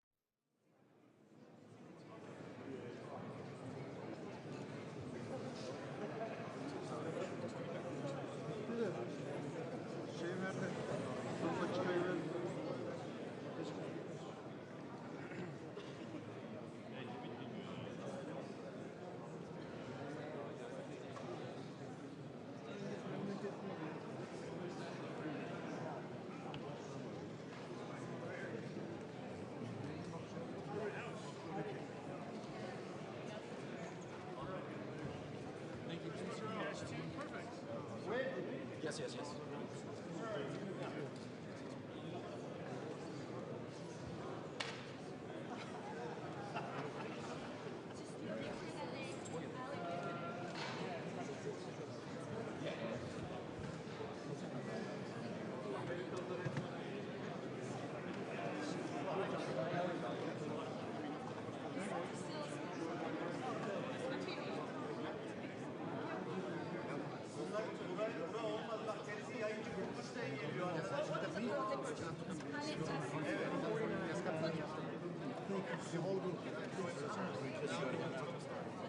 Yes, Alistair. Nice to see you. How are you?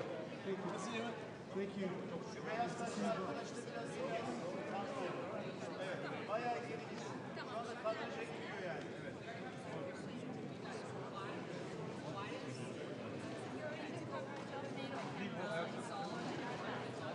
Back up top. Okay. Otherwise, your head to be the most famous I head. have a beautiful dog. When this is done, I need you guys to come this way as fast as you can find me guys. Understand? Okay, so next thing. Alex, are you This is what we're expecting. The gentleman.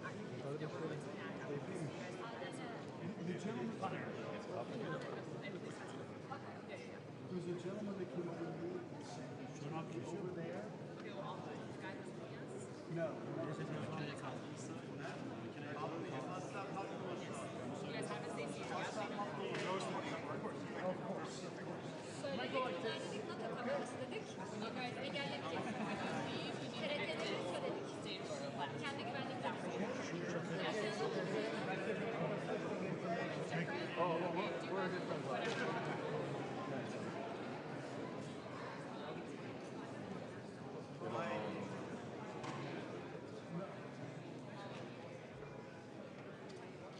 boxing referee, especially. It's also very bright. Oddly bright. I think it's deceptively bright. I'm not complaining.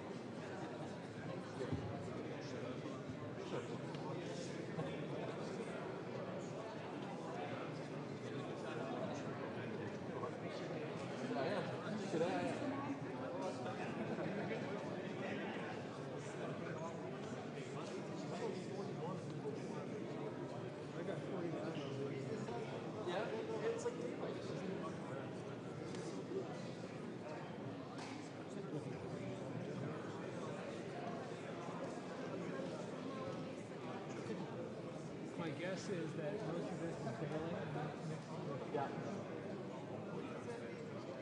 Grace? Grace. Hadi bana. Şimdi Türkçe poster almış mıydın? Türkçe hayır. Ne oldu? Hangi dil almışsın?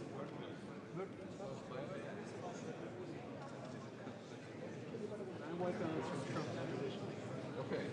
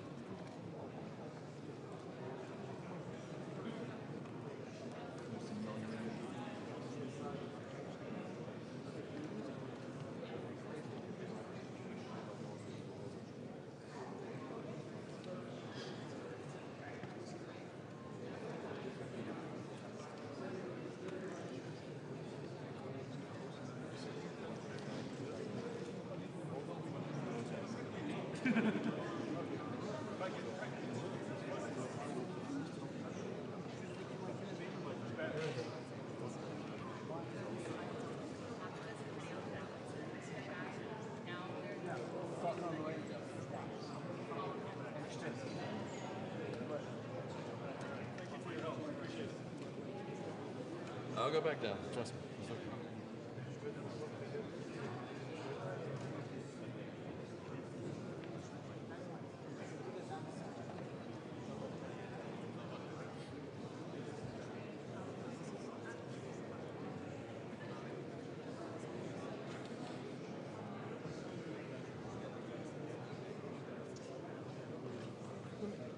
What color temperature are you using? Perfect.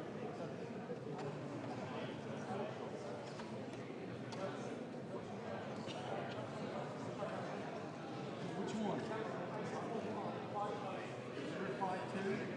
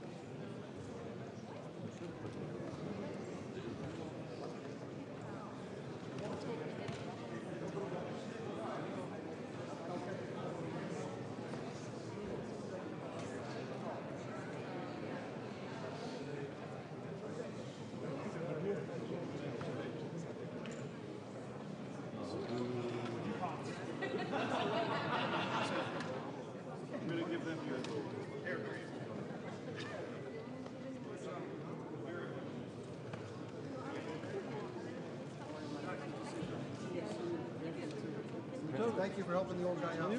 Getty made a couple calls.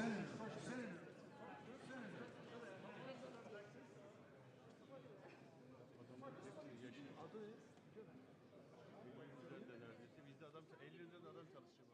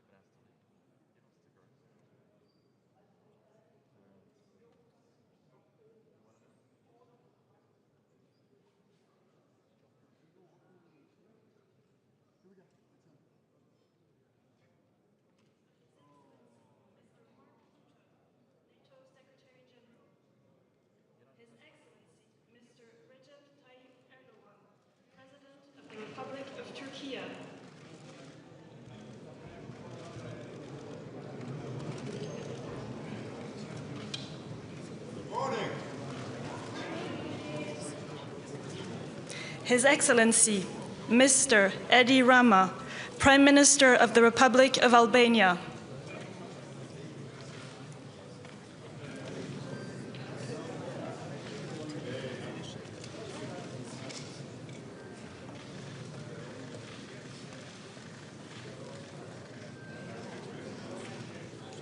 His Excellency, Mr. Luis Montenegro, Prime Minister of the Portuguese Republic.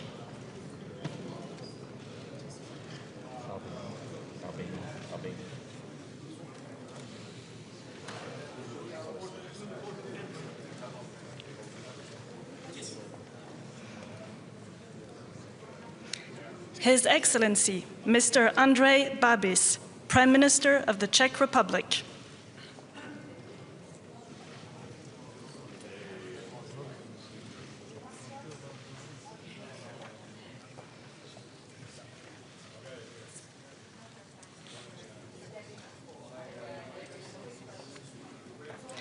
His Excellency, Mr. Peter Pellegrini, President of the Slovak Republic.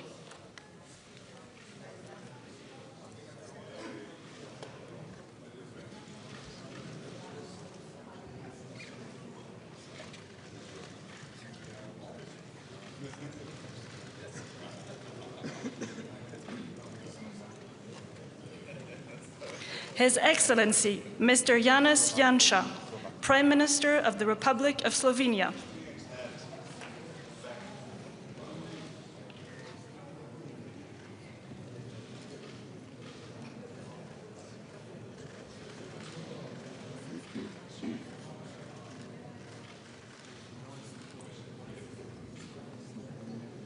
His Excellency, Mr. Ulf Kristersson, Prime Minister of the Kingdom of Sweden.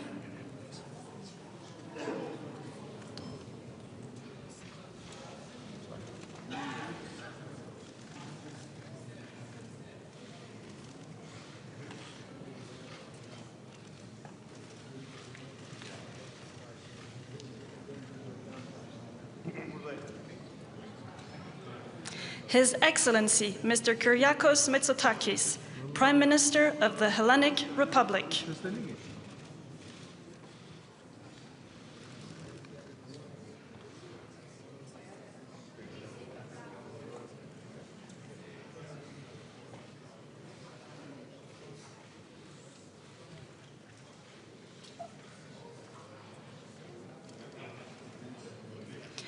His Excellency, Mr. Nicușor Dan, President of Romania.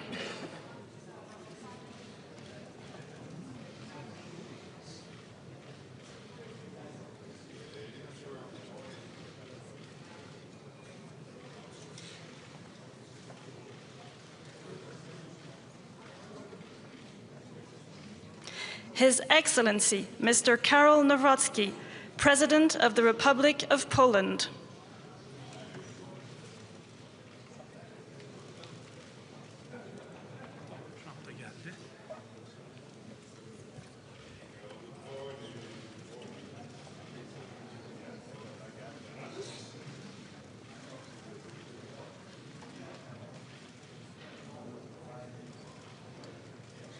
His Excellency, Mr. Gitanas Nausėda, President of the Republic of Lithuania.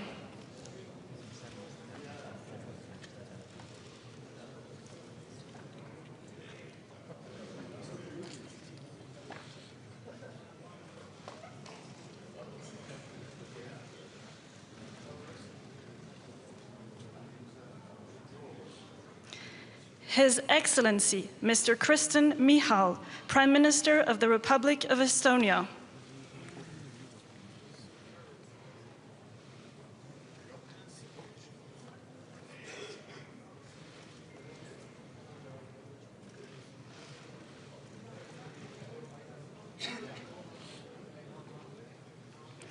His Excellency, Mr. Rob Jetten, Prime Minister of the Kingdom of the Netherlands.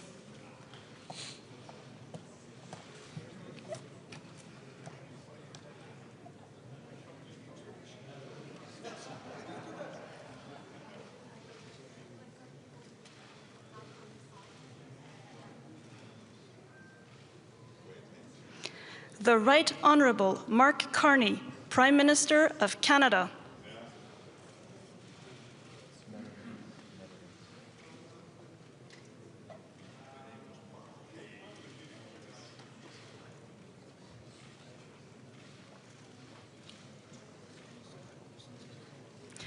Son Excellence, Monsieur Luc Frieden, Premier ministre du Grand-Duché de Luxembourg.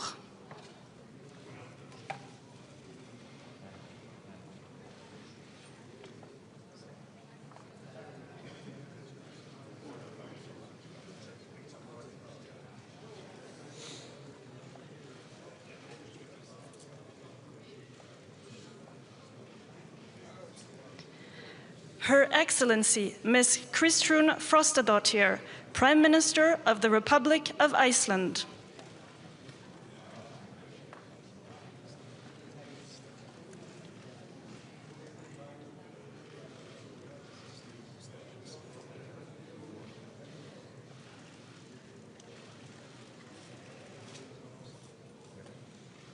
His Excellency, Mr. Jonas Gahr Støre, Prime Minister of the Kingdom of Norway.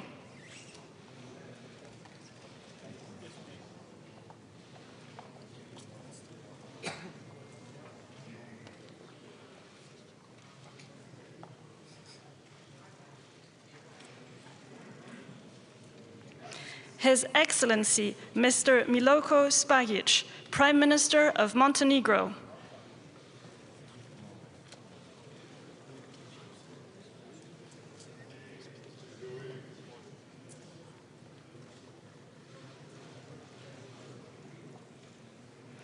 His Excellency, Mr. Péter Magyar, Prime Minister of Hungary.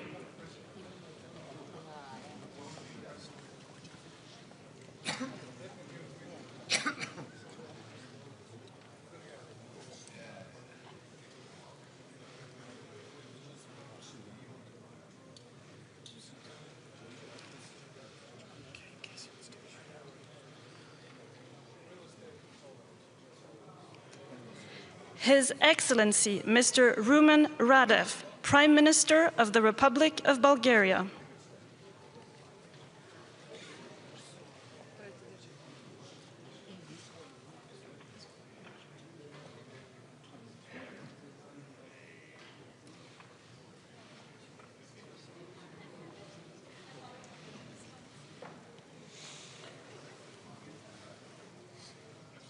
Her Excellency, Ms. Gordana Siljanovska-Davkova, President of the Republic of North Macedonia.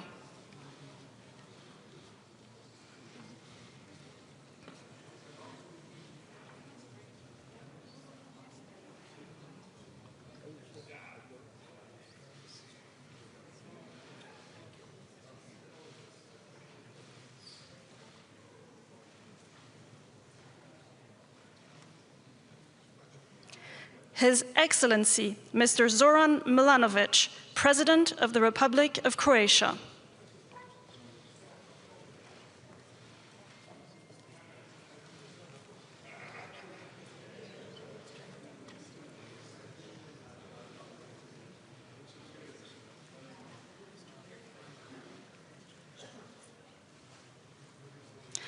The Right Honourable Mr. Keir Starmer, Prime Minister of the United Kingdom of Great Britain and Northern Ireland.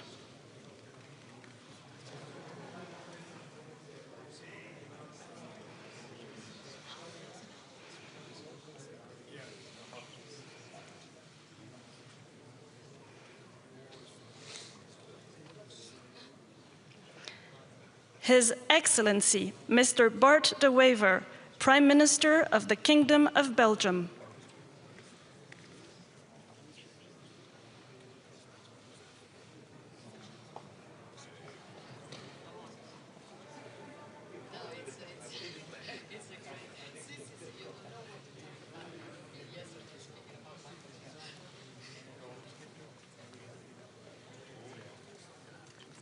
His Excellency, Mr. Pedro Sanchez, President of the Government of the Kingdom of Spain.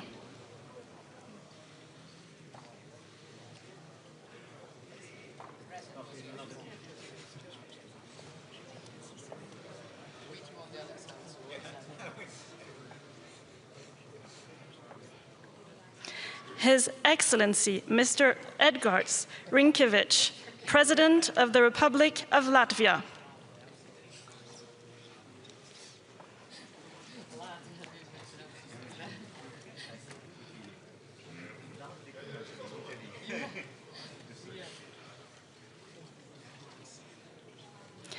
Her Excellency Ms. Giorgia Meloni, President of the Council of Ministers of the Italian Republic.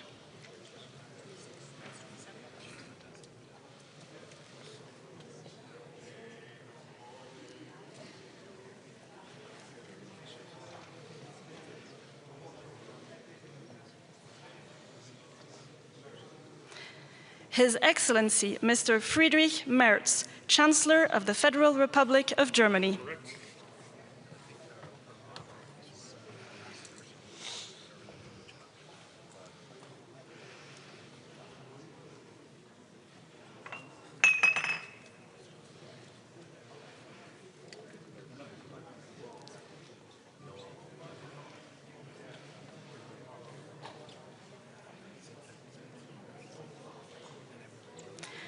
Her Excellency Ms. Mette Frederiksen, Prime Minister of the Kingdom of Denmark.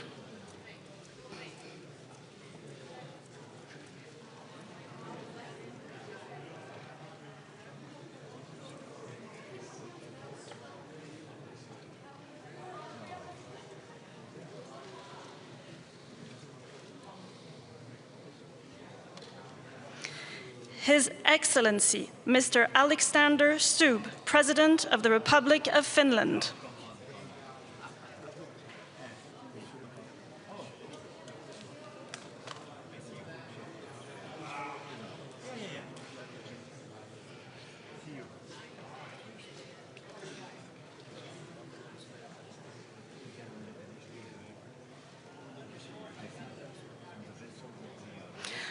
Son Excellence, Monsieur Emmanuel Macron, Président de la République française.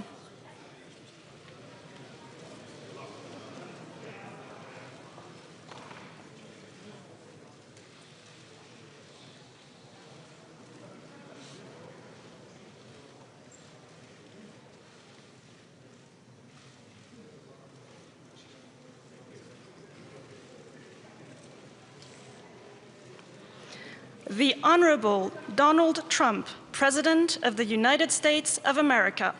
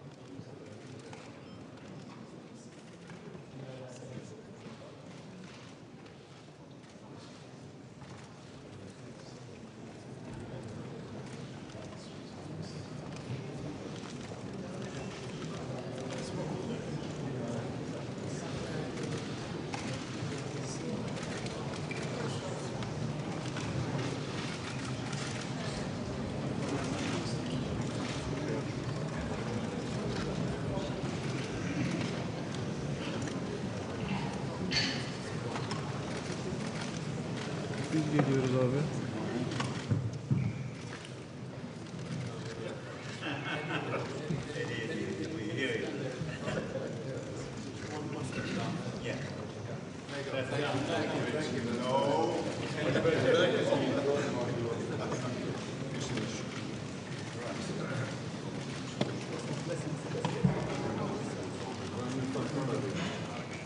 Excellencies, may I present your attention for the family picture?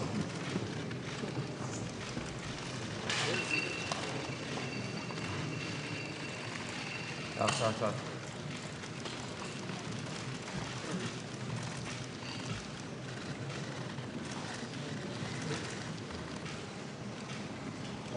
Thank you very much. Thank you. Thank you. If I may ask the first row to go down that way. We go down here, please. Yeah. Great. Thank you.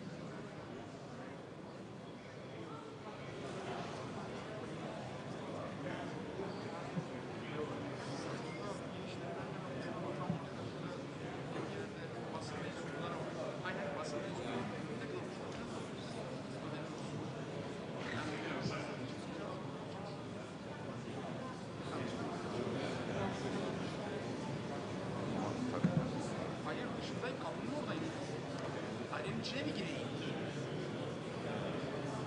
Hayır, mesela şimdi Hasan abi kapıdan karşı bir kamerayı kesersen yaklaşık 4-5 saniyede 4-5 saniyede geçer. Genelde keser.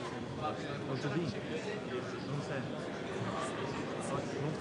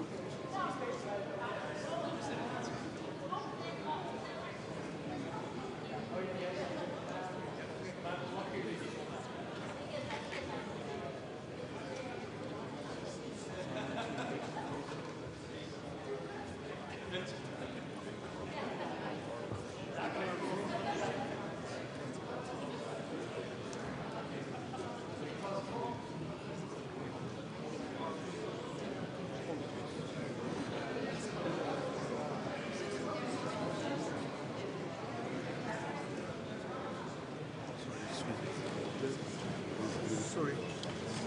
No.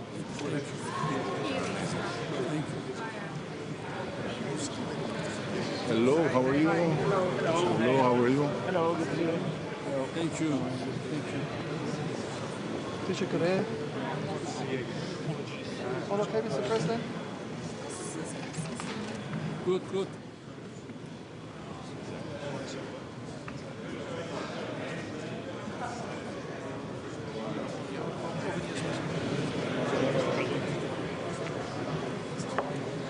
morning.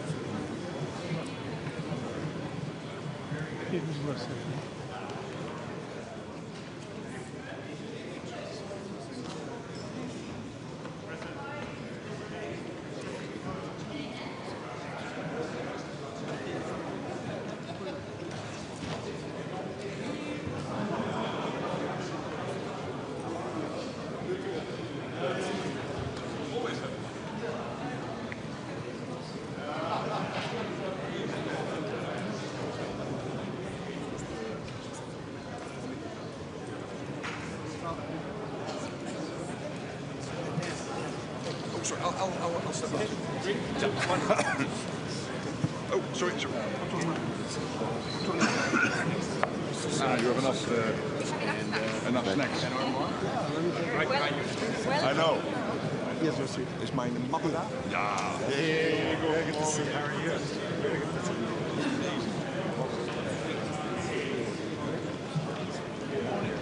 Yes, absolutely.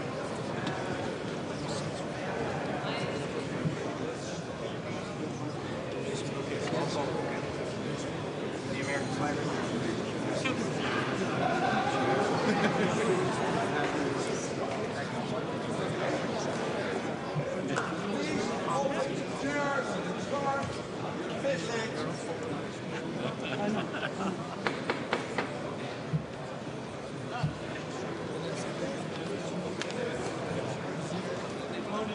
Hey, good morning, Mr. Vice President. Good to see you.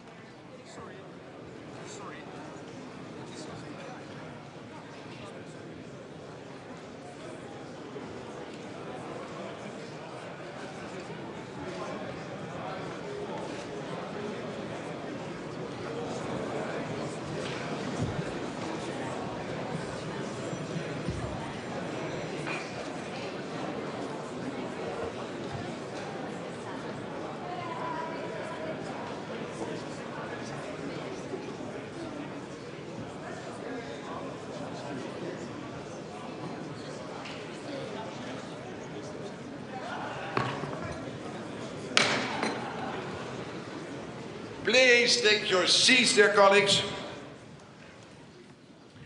And a warm welcome to this summit. And without further ado, it is my honor and pleasure to give the floor to our host, the President of the Republic of Turkey. Please, President Erdogan, you have the floor.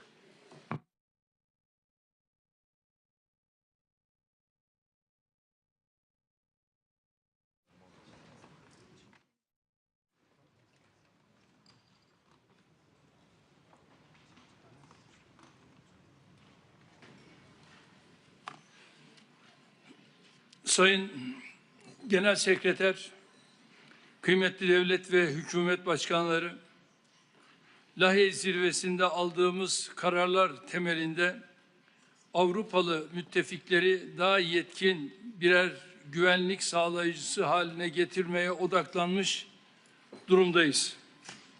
Türkiye olarak 2030 yılından önce savunma harcamalarımızın oranını %3,5 düzeyine yükseltmek için tedbirlerimizi aldık. Güvenlik ve dayanıklılıkla bağlantılı harcamalarda ise şimdiden %1,5'luk bütçe payına ulaştık. Böylece %5 hedefine Lahey'de belirlenen 2035 yılından 5 sene önce erişmeyi hedefliyoruz. Kuşkusuz ülkemizin asıl başarısı savunma sanayindeki atılımdadır. Üretim ve ihracat kapasitesi itibariyle dünyanın ilk 10 ülkesi arasına girdik. İttifakta bize tahsis edilen 361 yetenek hedefinin neredeyse tamamını 3 yıl içinde taahhüt edilen tarihinde öncesinde karşılamış olacağız. İttifakımızda eksikliği en çok hissedilen hava ve füze savunma kabiliyetlerine çelik kubbe projemizle 24 milyar dolar ilave bütçe ayırdık. Avrupa'daki en büyük kara ordusuna sahip ülke olarak yeteneklerimizi ihtiyaç duyulan aşamada ittifakın hizmetine sunmanın gayretindeyiz. Kosova'da, Karadeniz'de, Baltıklar ve diğer coğrafyalarda ittifakın harekat, misyon ve tatbikatlarına katkı veren müttefiklerin başında geliyoruz. İHA ve SİHA'ları gerçek muharebe alanlarında başarıyla kullanan bir müttefik olarak tesisini öngördüğümüz insansız sistemlere karşı koyma mükemmeliyet merkezimizi NATO'ya akredite etmeyi temenni ediyoruz. Bu merkezin bilhassa hava ve deniz drone tehditlerine karşı mukabele kabiliyetimizi destekleyeceğine inanıyorum. Değerli misafirler, NATO 3.0 hedefine en kısa zamanda ulaşmamız için şu iki hususa özellikle dikkat çekmek isterim. Birincisi, savunma sanayi başta olmak üzere savunma işbirliğinde müttefikler arasındaki kısıtlamaların kaldırılmasıdır. Savunma sanayi formunda bu mesajın hem endüstri hem hükümet yetkilileri tarafından vurgulanmış olmasını memnuniyetle karşılıyorum. İkincisi, Avrupalı müttefikler olarak kıta savunmasında daha fazla sorumluluk üstlenirken ittifakın bütünlüğünü ve transatlantik ilişkileri zayıflatabilecek tasarruflardan da kaçınmamız gerekiyor. Burada özellikle Avrupa Birliği üyesi müttefiklerimize seslenmek istiyorum. Birliğin güvenlik alanındaki çabalarında azami fayda ancak ve ancak NATO ile gereksiz tekrarlardan kaçınılmasıyla mümkün olabilir. Aklın ve mantığın emrettiği bir işbirliği modeli mümkünken birlik üyesi olmayan müttefiklerin dışlanması, kısıtlı kaynakların boşa sarf edilmesine ve Avrupa'da hiç arzu etmediğimiz bir suni bölünmeye yol açacaktır.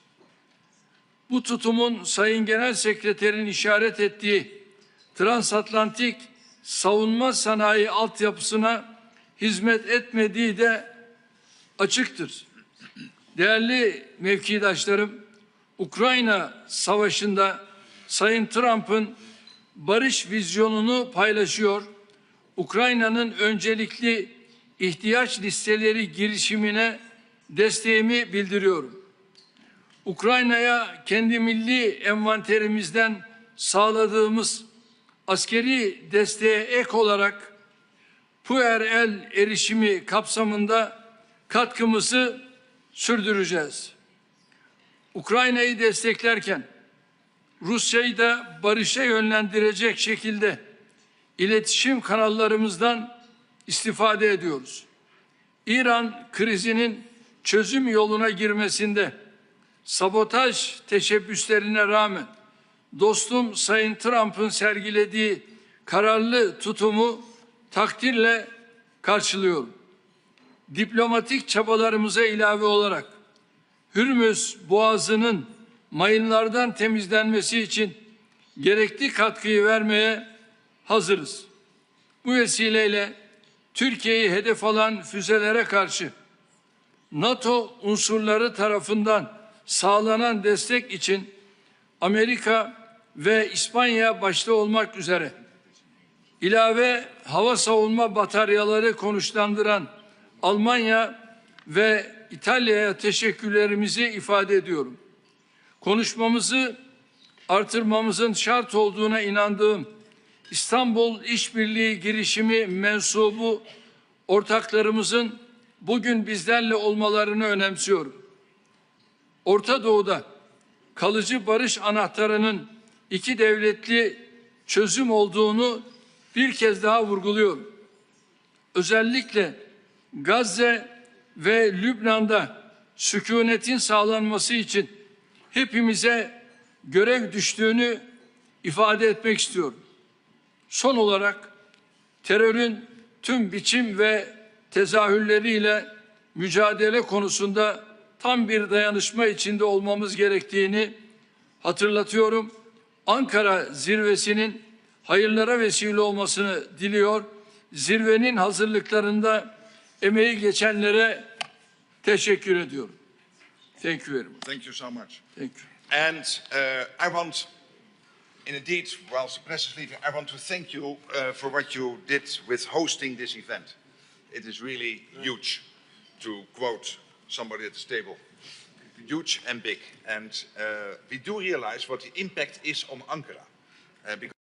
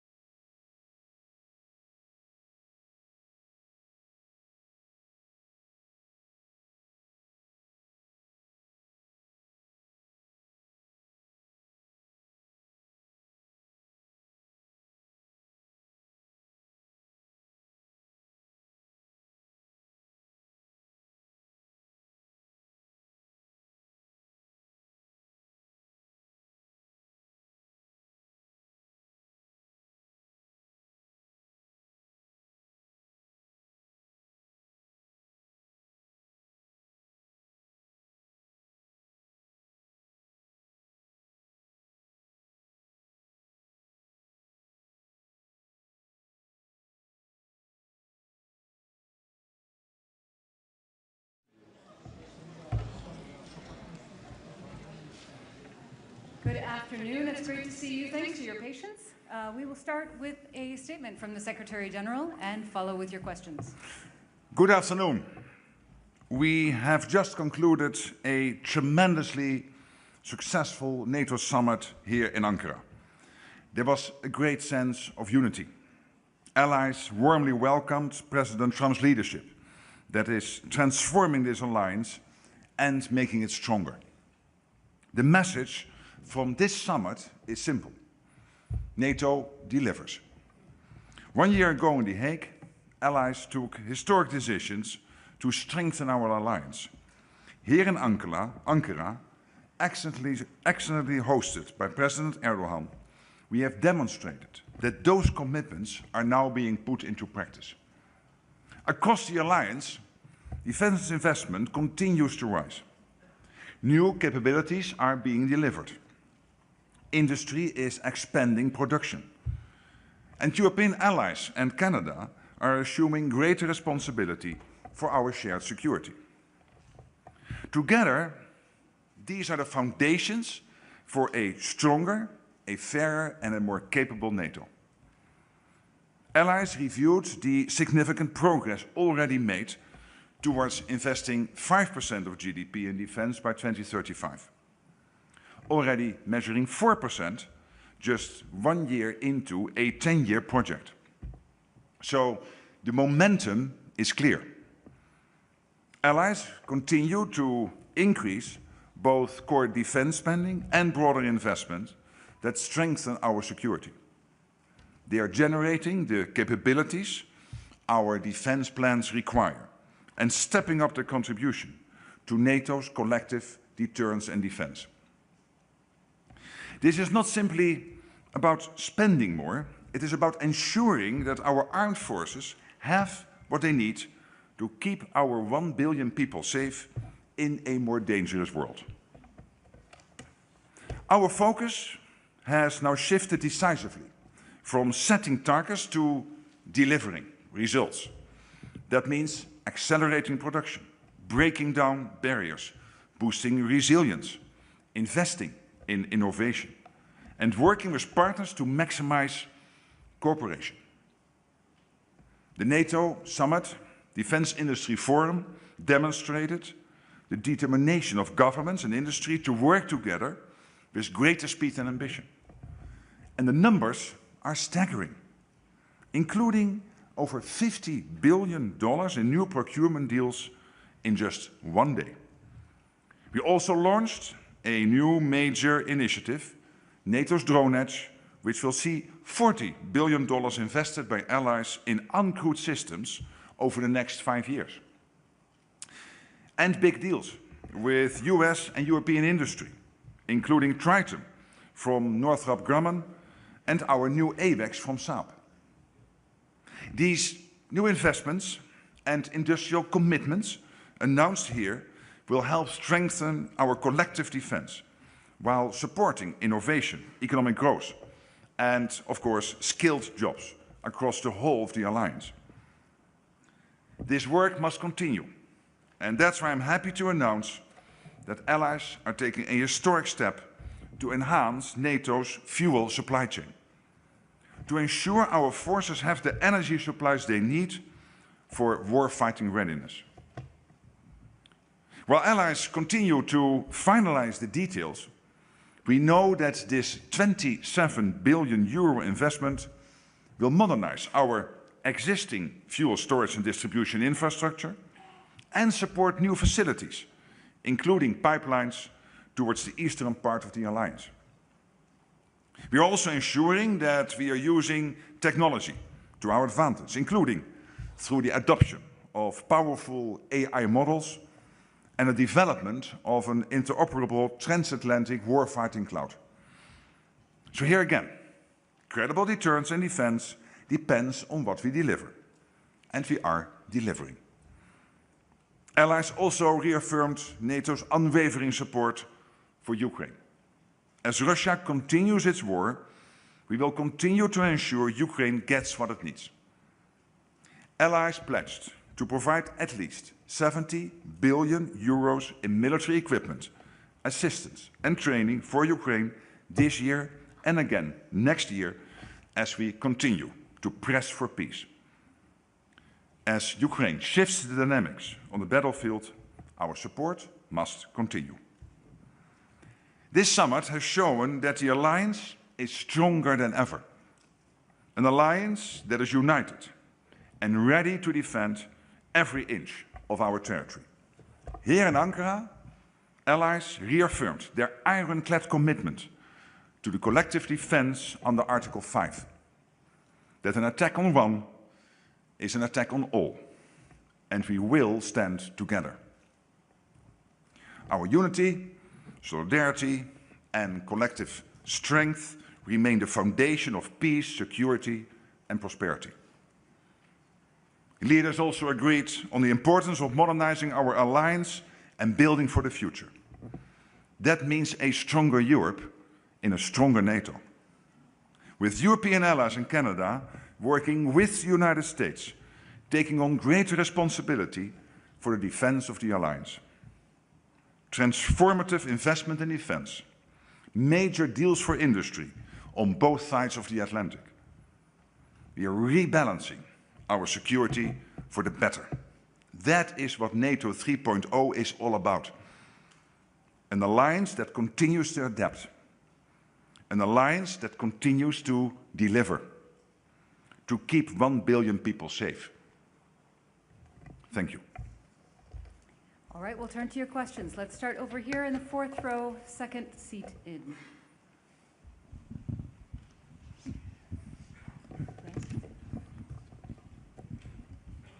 Maya Raidan, TRT Arabic. I have two questions, if you allow me. First, President Trump again criticized the NATO while he was standing beside you. We've heard a lot of promises and determination, that's very good. But why there isn't a credible plan B if he went through his threats to decrease his forces in the region? Is that because there isn't, or the NATO cannot function without the US? This is my first question. My second question regarding Iran, the final declaration said that Iran must not acquire nuclear weapons. If the US-Tehran negotiations failed, what is the NATO strategy to keep this objective? Thank you. Well, on your first question, I can only tell you that what I saw in the room with 32 leaders sitting together was a huge sense of unity. I've not seen this in recent history. And this is what I always believe NATO is all about, that yes, you will have your forceful debates. Sometimes people will argue at the top of their lungs, their points of view, and others will answer. And I'm never worried about that, because in the end, we are an alliance of democracies. It makes us stronger. It not only makes us stronger, in the end, we also come together. Today is evidence of that. And I always know that President Trump and the US is completely committed to NATO. But there is this big irritant, the irritant that the Europeans were not paying the same as the Americans were paying. And this is a frustration on the US part since Eisenhower. And this American president has been able to solve this. And not only get the Europeans to commit to spend the same as the US, but also to deliver on that commitment. Already 4% on a 10-year trajectory to reach the 5%. 4% already reached. Of course, also because we have the Russian threat, the war in Ukraine, etc., etc. But this is a huge encouragement done by the American president to get us to do this. So for all those reasons, I sense this sense of unity, and that is what makes this alliance so strong. It was really very special to be in that room, to sense that situation. We all felt it, that this alliance is more together than ever. I think particularly because we allow ourselves to sometimes disagree and then come together. On your second question, it's absolutely clear it is a NATO policy that, and a point of view of all 32 allies, that Iran should never get its hand on a nuclear capability. Obviously, Iran is outside NATO territory. That doesn't mean that NATO could never get involved. But as I said before, if helpful, NATO is always willing to play a role. But first now, let's see what happens over the coming days and weeks. Okay, let's come up here about halfway up on the right. I think I see Reuters. Ah, sorry, there you are.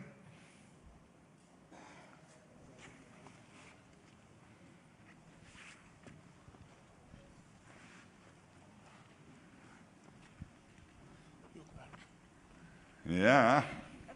Oh, okay. Yeah, we made it. I'm Lily Bayer from Reuters. Thank you very much for the question. Secretary General, we've heard President Trump talk a lot about the need to boost spending on defense, and you yourself, you've emphasized that European allies and Canada are stepping up. But NATO released new data yesterday, and what it showed is that there's actually quite a big spread in terms of what allies are spending as a percentage of GDP. Some are spending a lot, but there are actually quite a few allies that are still around 2% and don't have clear plans to make it to 3.5% on core defense. So what is your message to those allies, and do you foresee those allies that are still around 2% moving up soon? Thank you. Well, let's indeed, as you already implied in your question, and I agree with that, agree that $250 billion spent more in 2 years, Canada, Europe, is massive. And there is a max to what you can spend more in 1 or 2 years, because you still have to recruit the men and women in uniform. You have to make sure that the defense industrial base produces the output. And of course, we are also ramping up the defense industrial production, but also there you need a couple of years to really get it going. Yes, there is always a certain spread between one country and the other. On the other hand, when you look at 4 big economies, Belgium, Italy, Spain and Canada, they were far from 2% a year ago. They all committed to 2%. And I always sense that if you have to make such a jump from 1.3, 1.4% to 2%, that means, in the case of some of these countries, $5 to $10 billion extra spent in 1 year, that you need to give yourself a little bit of time to indeed spend the money. Again, the absorption capacity, but then at a national level. But all these countries commit to move forward and to deliver on the Hague targets. All right, let's come to the front row here. Could I get a mic down in the center? If you can come down past the barrier, it's easier.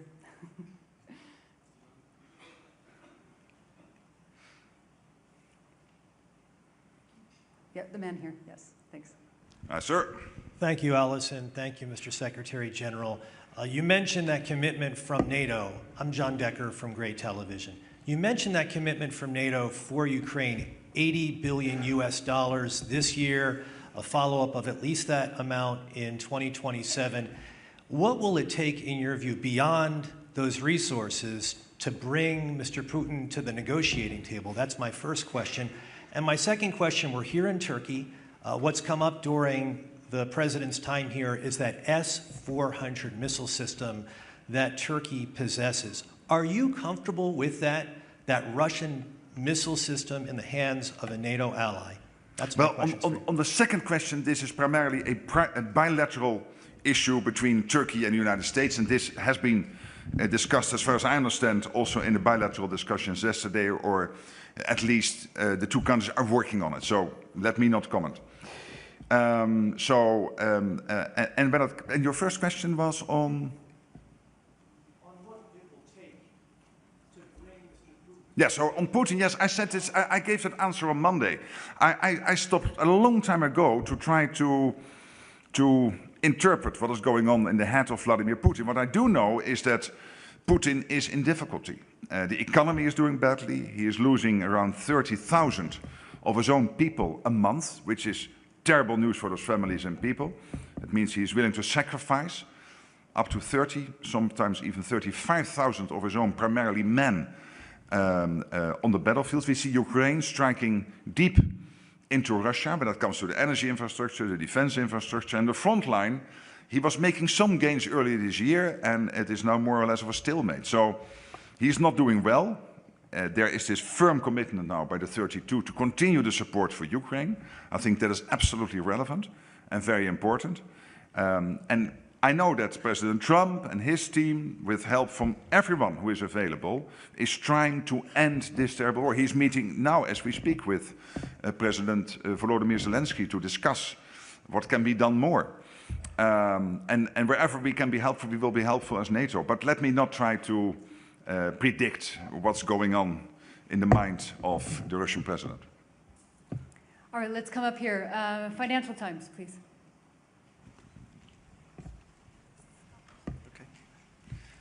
Secretary General Henry Foy, Financial Times. Thank you. Can I hold it? You can trust me. Henry Foy, Financial Times. Nice to see you. Yes, hi. Secretary General, how concerned are you that President Trump has brought back his desire to control Greenland?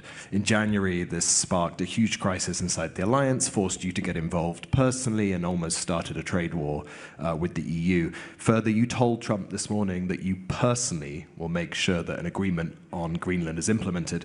Is that a promise you're allowed to make? Is that not the sovereign right of the Danish and Greenlandic people? Thank you.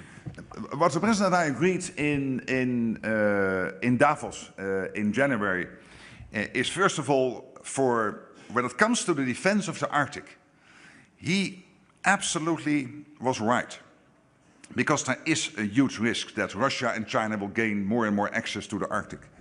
And the discussion we had and the deal we made is for NATO, particularly the 7 countries bordering on the Arctic, including, of course, the US through NORSCOM and NORAD, so that means Canada with NORAD, and then, of course, the 5 European allies, so Iceland, Sweden, Denmark, Finland, and Norway, working together, backed up by all the other allies, making sure that the Arctic stays safe. This is Arctic Sentry, launched by the Supreme Allied Commander early February. And then secondly, and here you're right, I'm not allowed to discuss or make any commitments on this second part. The second part is about trilateral talks between the US, Greenland, and Denmark, led by the foreign ministers of the United States, Greenland, and Denmark, basically to make sure that whatever investments when it comes to the Golden Dome or deployment of troops on Greenland will be made in the future, that if Greenland would change its constitutional position within the Kingdom of Denmark, that these commitments, these deals are still valid. And that's why also Greenland is involved in those talks. I'm not involved in those talks, so your question, are you allowed, etc., on the second part, this is up to the 3 parties. These talks are ongoing. When it comes to the first, of course, it is my role to work with our military leaders to make sure that we implement this Arctic Sentry, and that's exactly what we are doing. All right, we'll stay right up there just next to him. Bloomberg. Secretary General Andrea Policiano from Bloomberg News. Good afternoon. Will there be, I'm here. Hi, I see you, yeah. Will there be a summit next year in Albania? If not, when? Thank you. The next summit will indeed be in Albania. That was the decision in The Hague. So the summit now in Ankara and then the next summit in Albania. So from now on, of course, the next summit is not in Ankara because we are in Ankara now. So the next summit is in Albania. And of course, we still have to decide on the exact timing. Okay, and then let's come down here in the second row, right here.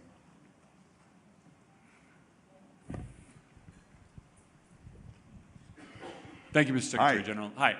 Given all the challenges you laid out of defense production, increasing spending, you had kind words to say or supportive words to say about the president's strikes on Iran last night.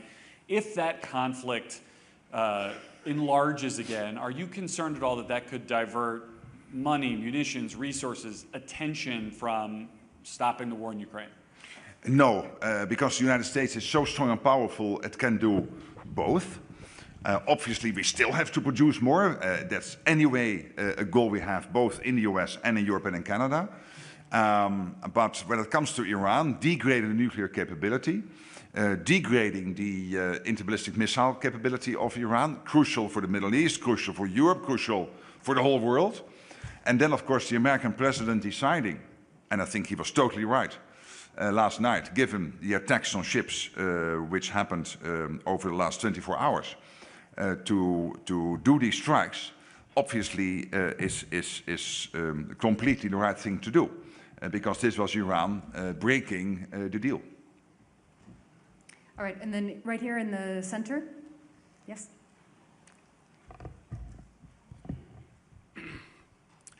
Sarsinan Ajır, Harici Media.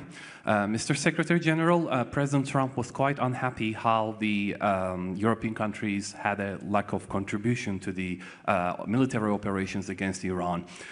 If the ceasefire ends completely and the war is back on, Do you support European countries to contribute more into this conflict? And if Donald Trump makes a statement like that to call them for aid, do you support his call? Thank you.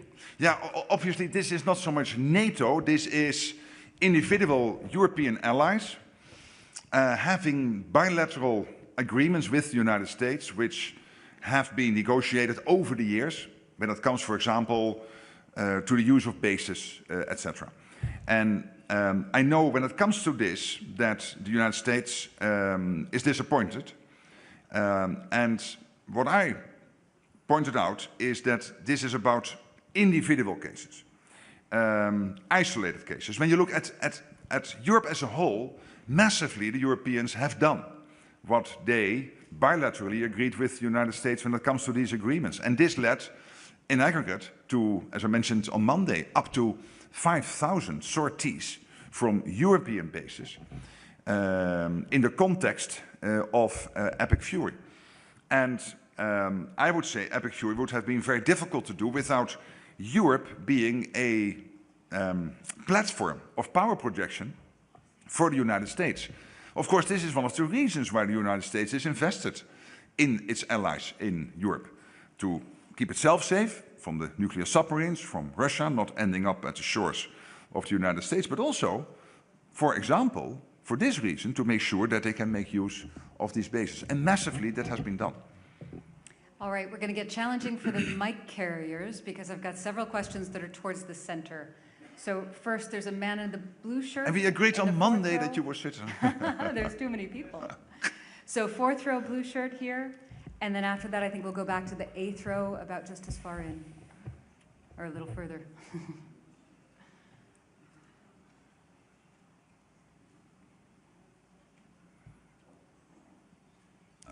Thanks for the opportunity. Yilmaz Akıncı from Al Jazeera. My question is, President Trump was mentioning today that the peace deal is over for me with Iran. And just a couple of minutes ago, he said, we will hit them hard tonight. So what is the NATO standing in the sense, especially there are certain countries like Spain is not really collaborative with NATO ally.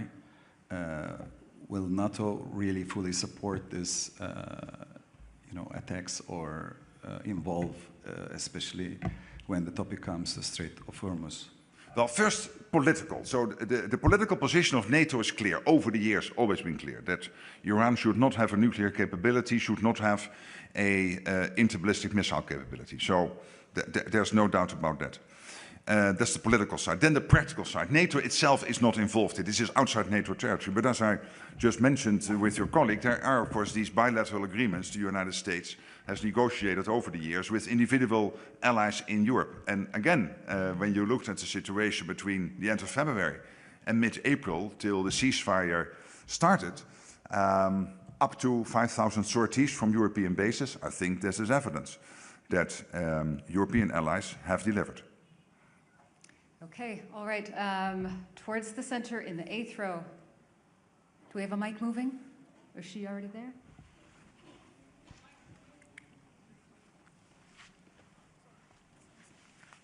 Yeah, you have to look at her.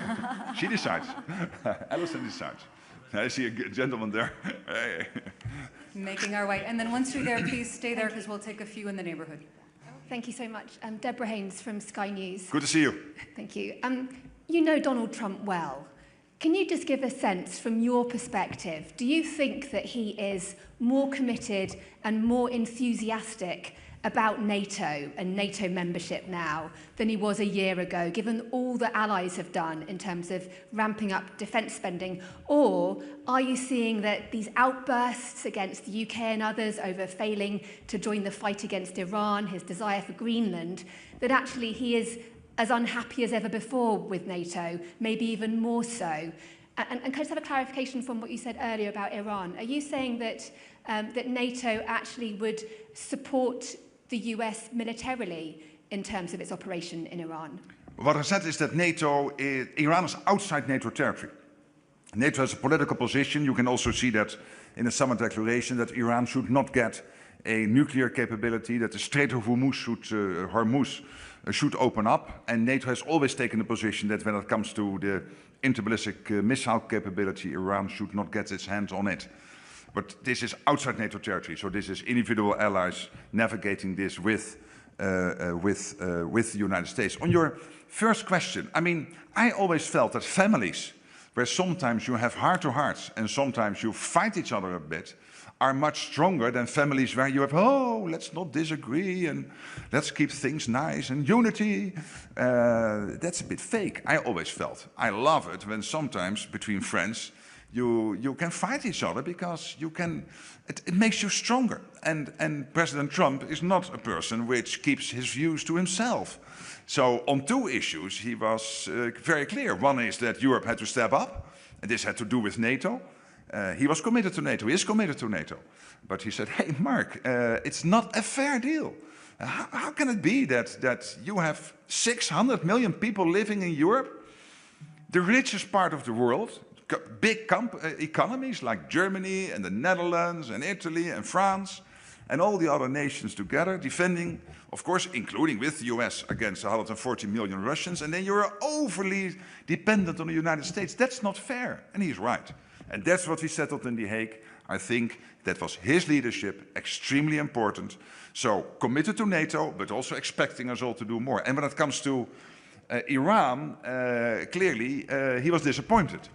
What I pointed out again is this is about isolated cases, massively. Europeans have done what you, the United States, bilaterally negotiated with the European countries. Okay, this man here, yes, please. Yeah, hey, Rasmus Svaneborg from the Danish news agency. Yes, hi. Danish news agency Ritzau. Mark, you sit next to Donald Trump in moments where he talks about conquering Greenland, talks about lashing out at allies like Spain, starting trade wars, things that it doesn't seem like the old Mark Rutte would approve of. Does this have any effect on your self-respect when you sit next to him like that and say nothing? You know, what I always do is acknowledge when praise is due, and I think we should praise Donald Trump for the fact that NATO is so much stronger. Of course, it has to do with the Russian threat, it has to do with the war in Ukraine, but it very much also has to do with President Trump delivering now what since Eisenhower the United States tried to achieve, equalizing spending between the US and Europe. And it makes Europe stronger. It makes Europe more relevant for the United States as a partner. So that is the transformative character of this summit, of what happened in The Hague, the implementation since The Hague, this summit as a point in time where we take stock. And I think that is extremely important. And when it comes to Greenland, I already explained. We had a meeting in Davos. And I said, I agree with you when it comes to Russia, when it comes to China, gaining access to the High North. But let's do this together. We have NATO for this. Let's work together on this. This is exactly what we are doing. Okay, we have very little time and still lots and lots of questions. So the woman who's standing here. Thank you very much. Thank you, Secretary General. Yes, hi. Amel Akan from the Epoch Times, New York-based media outlet. I have a question on Russia.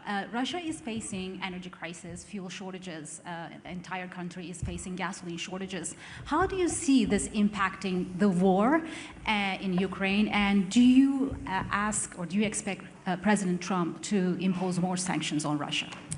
Well, clearly, Ukraine is very successful in hitting the energy infrastructure in Russia.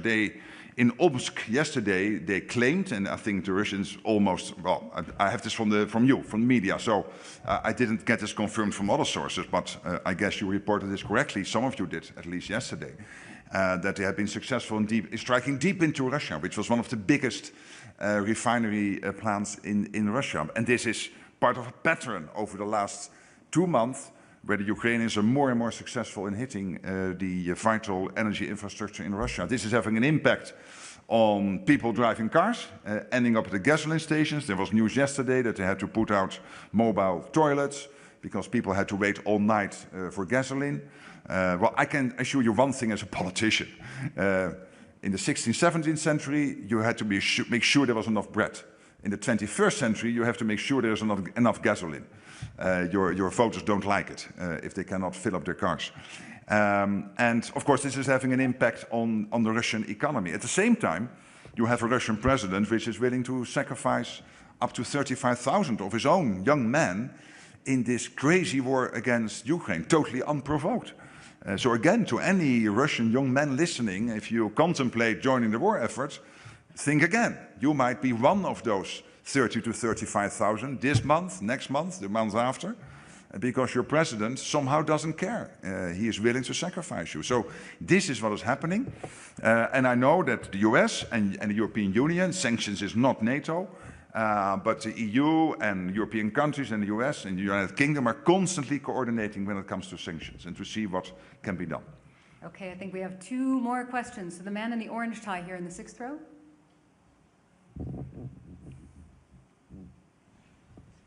Hi, Johannes Perterer, Austrian National Television and Radio, ORF.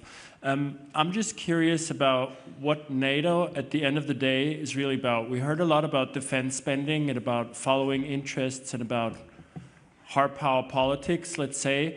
I was wondering also, because we find ourselves in an autocracy where journalists are being arrested, what values does NATO represent, if any, and are those values shared by all 32 members? Thank you. NATO is a defensive alliance, defending 1 billion people living in NATO territory. That's the United States, that's Canada, and 30 countries in Europe. We are defensive. We will never attack another country. Never. We are a defensive alliance, but we will make absolutely sure that if anyone else does not wish us well and tries to attack us, that they know that our reaction will be very forceful, that we can defend ourselves, etc., etc. And that is for a reason. First of all, because I strongly believe in the 21st century that you should not attack another country like the Russians have done with Ukraine. It's kind of crazy to do that. It's a playbook of the 19th century or the 20th century. We don't do this in grown-up democracies anymore in the 21st century. So that's one, but also because there are values at stake. Democracy. And democracy, as I said on Monday, is not only free vote. Democracy is also you, the free media, that you can report, that you can try to find out what happened behind the scenes, politicians not always liking what you find.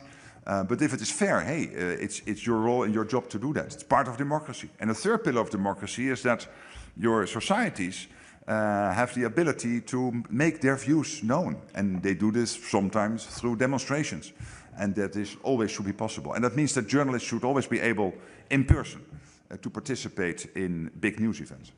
Okay, final question. That's all we have time for. We're going to go to the 5th row on the aisle here. Thank you, Secretary General. Sergio from... yes, hi. Oh, no, sorry. Oh, there are more than one hand. Yes. Sergio from NHK, the public TV station of Japan. Thank you. I'd like to ask about the IP4. Do you think it was important to have at least the all representatives of all IP4 countries present in Ankara, considering the challenges NATO faces from China? And this is the second year not having all the leaders present at the summit, but do you already have any ideas on how to engage again at the leaders level with them? Yes, well, the president of the Republic of Korea was here, so I had the opportunity to get to know him better. He and the First Lady participated in a dinner last night, and we had very senior representatives at the level of defense ministers and or foreign ministers of New Zealand, Australia and Japan. So I myself have my engagement with the leaders of these nations, so it's not necessary that always all the leaders are here. I was very happy to meet the Korean president because he is relatively new. We spoke a couple of times on the phone. This gives the opportunity to get to know each other better, and I traveled myself last year to Japan. And I might do other trips to the IP4 countries in the future, because this is an important relationship. And we said yesterday it is important because this is about the acknowledgement that the two theaters in the Pacific and the Euro-Atlantic are more and more interconnected. You cannot separate the two. That doesn't mean that you want to extend Article 5 to the Indo-Pacific. That's not the goal. The goal is to work as much together on defense industry, on innovation, on standards, also exchanging views on defense spending, how to do that in the best way. We have now experienced in NATO not to prescribe in detail how many tanks or how many fighter jets, but what should be the battlefield outcomes we want to achieve by each nation's contribution to the collective defense. So this was a very useful discussion. I think we all felt that. Alison, there is one lady over there who who really tried for some time. Is it okay if we do one more? One more. It's you, and then we stop.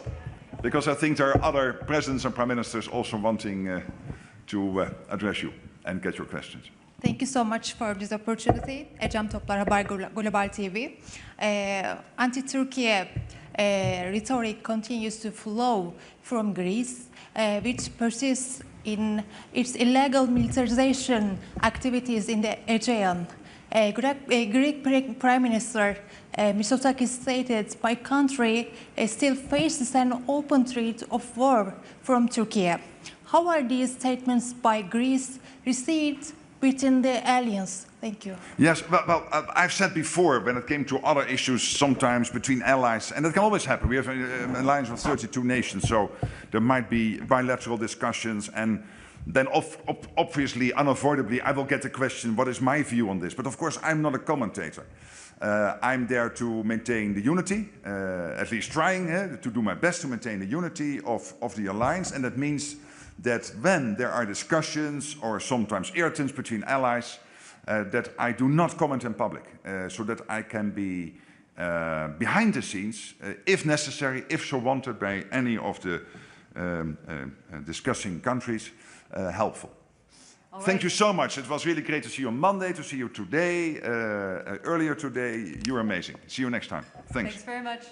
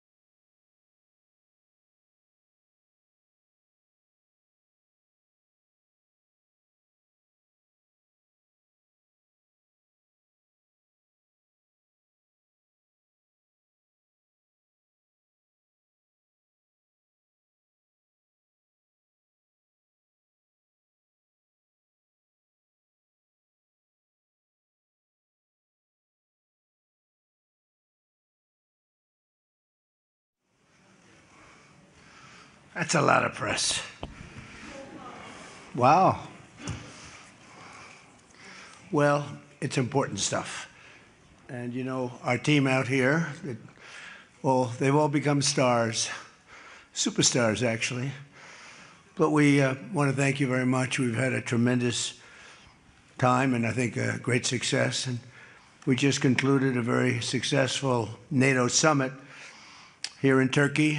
And I want to thank President Erdogan, who's really a great man. He's a great leader. He's a friend of mine, been a friend of mine for a long time. He's a strong person, a very strong personality, and that's why he runs such a successful and good country, and really a great, I would say, a great country. Militarily, he's very powerful. People leave him alone. But he's really done a fantastic job. And from the moment we got off the plane, you look at the airports were beautiful. They built a new terminal for our arrival. Everything was beautiful. And so I just want to thank President Erdogan, who's done a fantastic job in Turkey. And I also want to thank NATO Secretary General Mark Rutte. Mark is an extraordinary person, smart, great leader. It's not easy leading so many leaders like that. You get a lot of leaders, and they're strong personalities, every one of them. And Mark does an unbelievable job. Couldn't find anybody better. I just want to say there was tremendous love in that room. The press got to see the sitting, but they didn't get to see the speaking. And I actually said, it's too bad the press couldn't see this, because every one of them spoke for a little while, and I spoke for a little while. And it's a lot of speeches. We kept it short, but it's too bad the press couldn't have seen what we were doing in that room, because it was very smart people, and they have a lot of good in their heart, not evil, good. And they're doing a great job for their country. The world is doing well. We have, as you know, the oil is down. We'll see whether or not we keep it down. We should keep it down. We're doing things that should have been done 47 years ago with Iran. And I just want to say that throughout my first term and over the past 18 months, the United States has led a historic effort to dramatically increase the defense spending and to have equipment that no other country in the world has. When you look at Venezuela, when you look at Iran, essentially demolished their military in a couple of weeks. They had a good military, they had a good navy, they had 159 ships, everyone's at the bottom of the sea. They had hundreds of airplanes, they're all gone. They were all lying burned up on the runways. They were totally decimated, their radar's gone. Everything's gone, their leaders are gone, frankly. And their combat capability is pretty low. They have a small percentage of missiles left. They have some of the launchers, missile launchers left, call them launching pads, but most of that's been destroyed too. So we have the strongest military in the world by far, not even close, everybody admits it. Last year's summit in the Netherlands was great also, and we achieved an unprecedented agreement to increase the annual defense spending, and it's the benchmark, raising it from 2% to 5% of GDP, which everybody said was impossible. And now they're all thanking me, and most of the countries have agreed to it. We have a couple of that didn't, but I have a feeling they're going to, and pretty quickly. In fact, today they were very positive. One of them in particular was, I didn't think, a good team player. Today was a great team player. As all of the leaders understand very well, the United States remains by far the largest contributor to NATO, monetarily and maybe otherwise, and the strongest military anywhere in the world. And they respect us as a country. Again, they didn't respect us 2 years ago. They laughed at us. NATO laughed at us. Everybody laughed at us. They don't laugh anymore. There's no more laughing. This year we invested a record $1 trillion in our armed forces, and we're going to be asking for $1.5 trillion coming up. We have the money being spent on the best equipment anywhere in the world. In the working session this morning, we discussed the progress other members are making toward the 5% target, and they're making great progress. Many of these countries are very rich, by the way. We don't have to feel sorry for them. But it doesn't mean they're properly protected. There's a big difference. Some have truly answered the call, and others are making big changes and will be answering the call. I think I can say in all cases they're going to be answering the call. And we'll be taking in over $1 trillion a year toward defense. And that's a tremendous amount of money. It's a big up. They were at 2%. They were actually at 1%. I got them to 2%. Then I wanted to get them to 5%. And we got up to 5% the last time. And they're, you know, just again, if you could have seen the respect and the love in the room, and it's love really for the country, for our country. I don't want to say me because you'll say, oh, he's so conceited. He's such a conceited person. But they do. I mean, you know, they like the job I'm doing. They said, sir, we love you. These are grown people saying that. Isn't that nice? Maybe, I don't know, maybe they're trying to get to me. And in a way they did, because there was tremendous unity in that room. And I urge all nations to accelerate their plans to get the benchmark as quickly as possible. The benchmark is going to be that 5% number. That's the number it should have been for years.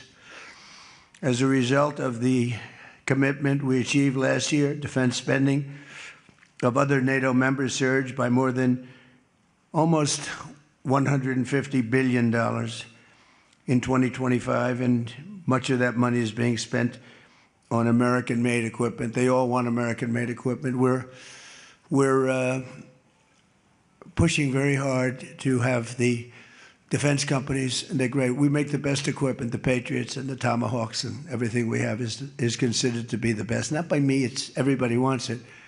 I wish we made it faster because we could sell as much as we could make. And as you know, I had Lockheed and every one of the companies, all of the companies who are Raytheon as an example, Boeing. So many of those great companies are now building plants. They had big plants, but they were using them 24/7. I said, that's not the way to do it. You have to build more plants. You don't have to just go overtime. No tax on overtime. Remember that, please? No tax on overtime. Those people are happy. But they were doing literally 24 hours to get the Tomahawks done and the Patriots done and all of the other defensive and offensive equipment done. It's the most sought-after equipment in the world. You saw that with Venezuela, where they had a lot of great equipment. It wasn't ours, and it didn't work. Our equipment works, but we have to produce it faster for other countries, for everybody, including ourselves. We have to produce it faster. So we think within a year and a half max, we'll be, instead of waiting for a year or 2 years, we'll be having it on a 2-week wait, maybe a 1-week wait. That's what I want. And it'll do really well. A lot of people are, just waiting. They're waiting. They want to get this defensive equipment, maybe in particular the defensive equipment, but offensive and defense. As much of that money is being spent on American-made equipment. That's the money that the European and Canada are spending, European countries mostly, and Canada. And they're spending that with the United States, largely. And it's American-made, made in the USA, as we say. Weapons, munitions, supporting thousands of American jobs. This will increase. We have the highest number of jobs. Right now, we have the most people working in the United States that we've ever had in the history of our country. We have the biggest investment ever made, $19.2 trillion. That's 6 times more than we've ever had. Think of it, 6 times more. And what did that were tariffs. Without the tariffs, I think we would have done fine, like at about 2 or 3. The last administration had much less than $1 trillion invested for 4 years. We have $19.2 trillion invested in 1 year. We haven't gone into the extra almost a half a year, 1.5 years. Those numbers won't come out for a little while. So we have 19.2 trillion, not billion, not million, trillion with a T, invested in plants and equipment that's being built all over the country. Eli Lilly is building plants, big drug, Merck, all of them. The drug companies are building. The car companies are building like crazy. In fact, as you probably saw a big announcement yesterday, Toyota is leaving Mexico and they're going to build one of the biggest car manufacturing plants in the world in Texas. That's because of the tariffs, because we don't mind if you build in Mexico, but if you build in Mexico, you have to pay 25% tariff. If you build in Japan, or if you build in any place, now China is a much higher tariff. It's 100% tariff because we don't want to lose our jobs. We don't want to have our workers lose their jobs. We have the largest number of plants being built for the most money ever in the history of our country. Car plants, AI plants, and all other plants, pharmaceutical plants, chips. We're not giving anything. All we're saying is, if you don't start, we'll give them a year and a half to 2 years to build their plant. If they don't have that, they have to pay 100%, 200%, even 250%.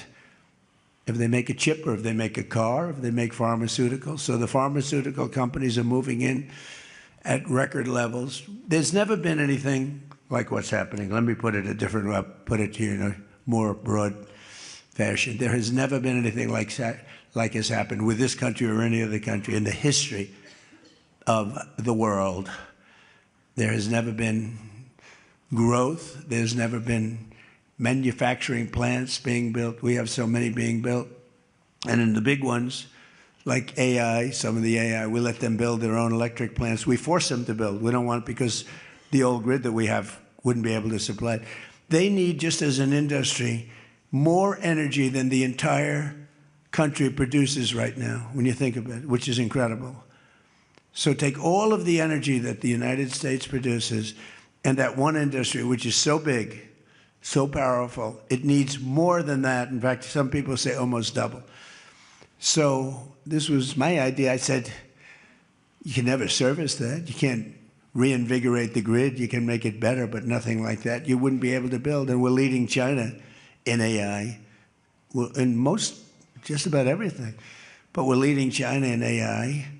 Even in TikTok, I was watching somebody say, oh, the TikTok deal, it's so bad for, well, because they say the deal was incredible, but they think the word that gets out is bad, except the numbers just came out, and I'm #1 on TikTok, and all I do is talk about communism, right? So it's sort of good. I used it to get elected, too. But, you have to get your word out. But the numbers came out just a little while ago, and I was #1, some ridiculous number. I never heard of numbers like that, but #1. And all these entertainers are number 27, 29. It's crazy. I don't even understand myself. But that means that my word's getting out about how great our country is, how successful our country is, and how bad communism is, and how bad these lunatics are that are running for election that don't sound good, don't think good, and don't look good. I don't see any looker. I don't see anybody with the look. You need the look, I guess. You need something, but they don't have it. And I think they'll fade fast. And it's not social democrats. This is not a social democrat. These are communists that are running. And they don't want God. They don't want successful things to happen for our country. They don't want to have a successful country. I think they're sort of crazy. As European nations rebuild their militaries, American equipment will be the largest beneficiary. The defense companies are going to be making most of that equipment. They want the American equipment because it works better. It's not a question of anything else. We make the best equipment in the world. And to that end, I provided other leaders with an update on the steps we're taking to rapidly scale up production in the United States. And they wanted to hear that because they don't really want to get it in 4 years, 5 years. They want to get it like in a week. And we'll actually be at a point like that in the not too distant future with the plants that are being built. The defense plants, it's incredible. Lockheed is building, I think, 5. Some of them are building 3, 4, or 5, and they're big ones. It's going to quadruple the output we have with the munitions and the basic equipment itself, whether it's a Patriot or Tomahawk missile, or any of the missiles that we make many missiles, different types, for different occasions. And just today at the summit, we announced $3 billion of new defense investments with U.S. companies. And Lockheed Martin will establish a world-class Patriot missile sustainment facility, a big deal in Europe. They're given a tremendous incentive by Europe to do that. All goes to the benefit of us and Europe because they're getting the best equipment. Northrop Grumman is moving forward with the sale of advanced American drone technology. We're actually the leader in drone tech. A lot of people don't know that. We have the most sophisticated drones in the world. And we're a real, I guess we're the leader, but we'll soon be the leader by many times over.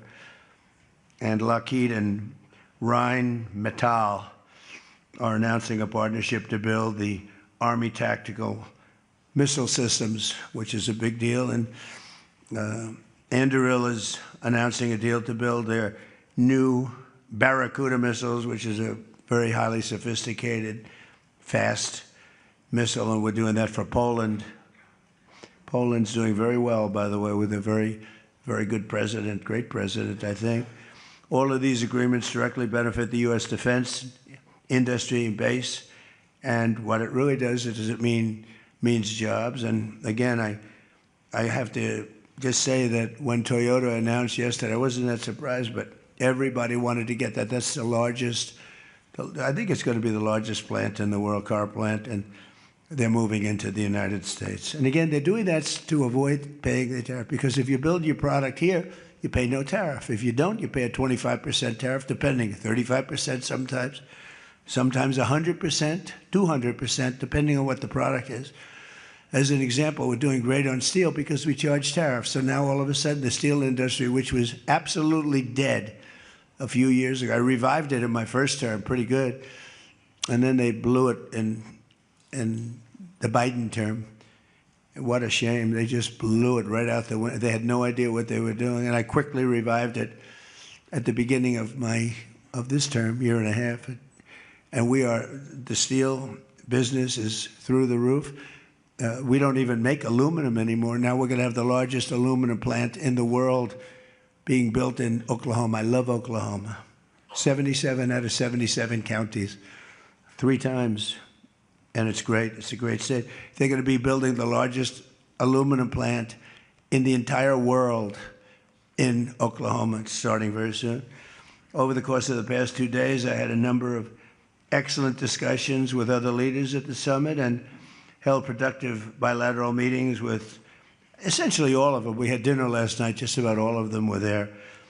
President Erdogan of Turkey, as well as President Zelensky, and he just came in, as you probably saw, had a little press conference, and also President al-Shara of Syria, who's doing an unbelievable job in unifying Syria. What a job he's doing.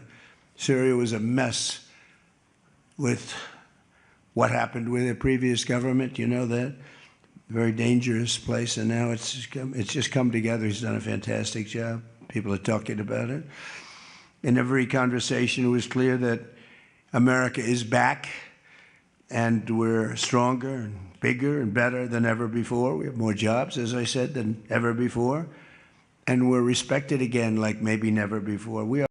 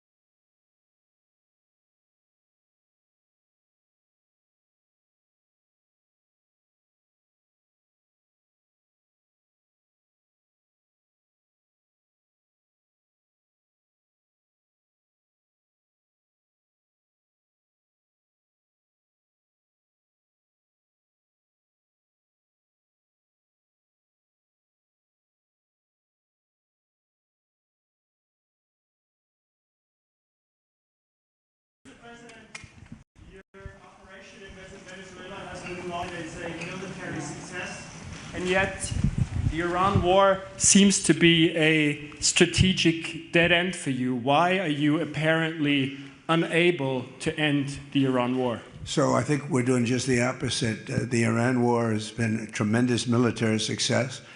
And, you know, I can only answer the question by saying they're not going to have a nuclear weapon. I think I was there for one reason, that Iran cannot have a nuclear weapon. I call it, we denuclearize Iran, and that's happened. They will never have a nuclear weapon. That stuff is so far down under a mountain. It's a granite mountain that collapsed on top of it. Take months to get it out. I think it's a tremendous success, Iran. And you see the oil prices are lower than they were when I started. And people like to say that, but look, they have no military left. Their Air Force is gone. As I said, their ships are gone. 159 ships are gone. They're at the bottom of the sea. Their radar's gone. Everything's gone. So when you say not a success, it's a tremendous success. The fake news likes to say how well they're doing. They're doing terribly. They have 350% inflation. When the war started, they had like 6%, 5%. They want to make a deal, but they don't know how to make a deal, and then they go around shooting ships at night. I don't like that. You know, they're dealing with very fine people. They're dealing with Steve Witkoff. They're dealing with Jared Kushner and J.D. Vance, and they're dealing with Marco and Scott. They're dealing with great people, but I don't know. I think they're a little loco. They're a little crazy. But they told us they'd like to go to the funeral of a person who killed a lot of people. Khomeini killed a lot of people over the years, and there for a long time. Don't forget, what we did should have been done 47 years ago. It could have been done any time within 40. This has gone on for, they were the bully of the Middle East. So they're a much different country. Now, in one day, all of their anti-aircraft things are gone. That doesn't mean they're not going to get a plane at some point. But all of it's gone. Everything's gone. Their leaders are gone. They had leaders, they're gone. And they had another set of leaders, they're gone. Now they have another set of leaders, they may be gone. Who knows? And you know what? I may be gone too, because I'm their number one target. It's out all over the place. I'm their number one, because they're scum. That's the way they act. And that's the way they've done it for 47 years. But I'm doing what's right for the country. I'm doing really what's right for the world. They have to be stopped. And they've killed thousands, hundreds of thousands of people. They killed 52,000 protesters over the last 3 months. So when you say we're not doing well, I think we're doing phenomenally well. Our military has been incredible. Plus, we had a blockade. Did we have a blockade? Did you ever see a blockade work that way? You know, for you that said we're not doing well there. We did great in Venezuela. That was a one-day war. And they're very good military. You know, it's a very military country. We took out one of the worst human beings in the world, Maduro, and he's in jail waiting for trial. But what he did to this country was incredible, including the fact not only the drugs, but he had people pour into the country from prisons. They opened up their prisons. They allowed them to come in. We're getting them out. We're getting them all out. But we have, with the Biden open border policy, with Kamala as your border czar. Remember, she was a border czar, but she never called Border Patrol, never once, and she never went to the border. The border was a disaster. Now it's fixed. It's fixed where we have nobody, and I don't do these numbers. 0 people come in through our border, through our southern border. 0. And that's been announced now every month for the last 12 months. 0. We had millions of people come in, under 25 million people, I think more than that under Biden.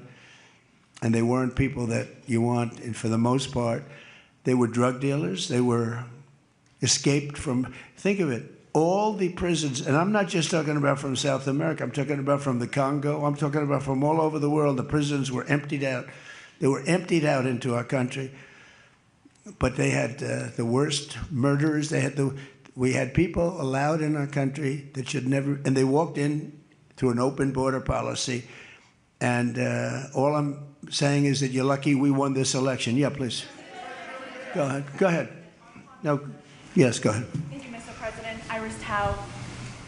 Who you with? NTD Why don't you say your Television. name and who you're with? It's always helpful. Thank you, Mr. President, for doing this. Iris Tao with NTD, with a sister media with the Epoch Times. Okay. On communism, you've been issuing a wake-up call to Americans at home about the dangers of communism. And now you're speaking on the world stage. What's your message to people both living under communist and socialist regimes, but also people living under democracies like in Europe and America who might not have realized how close communism has come to home? Yeah, that's a great question, actually. But look, I want to get the word out because what's forming is communism in the country. And communism's easy to sell. I would be the greatest communist in history. I'd be right up there with Lenin. I'd be as good as anybody. You've got free rent for the rest of your life. What they don't say is that you'll be living in squalor in 12 months. You've got a free house. Would anybody like to have a free house? We'll take it away from somebody. We'll give it to you. You'll have murders all over the place. Communism's a disaster. It's been proven to be for thousands of years under different names, but same thing. It's very important. And, you know, it's funny. One of the reasons I do so well with Hispanic people, I set a record, Republicans. I get great numbers for the election, helped me get elected in a landslide. The Hispanics, because a lot of them came from countries that were essentially communist. You know, whether you call them radical socialist or communist is not that much, but there's a little difference. When they say social democrats, we're social democrats, it sounds so nice. It's not nice, it's a very dangerous term. So I do talk about it, and I talk about it on TikTok, and I talk about it everywhere. I talk about it here. And you're right, it has become international, but it's never worked, and it's not going to work. What is working is the United States. So think of it, we have more jobs than we've ever had.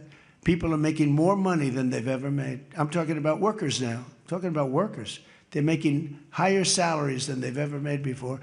It's just the best system, and it's got flaws, but everything's going to have a little flaw, but it's been amazing. And when I watch what's happening, and I see these lowlifes getting, I mean, they're lowlifes. I watch them. I know good people. I know quality people. These are essentially lowlifes. And when I see what they're talking, I think they're very dangerous in many ways. And I've said it, and then I said, boy, that's a pretty big statement. Then I realized, you know, a couple of people said, I think you're probably right. I think this country, with this thing that's going around, is in more danger than it was during World War I, World War II. If you talk about September 11th, if you talk about Pearl Harbor, that was big danger. I think the concept of us going communist, because one thing that happens when you go communist, you never come back, never comes back. You die in squalor. You die a horrible death. You die in squalor, and it gets very evil and very nasty. Yeah, please go ahead. Mr. President, Tyler Pager with the New York Times.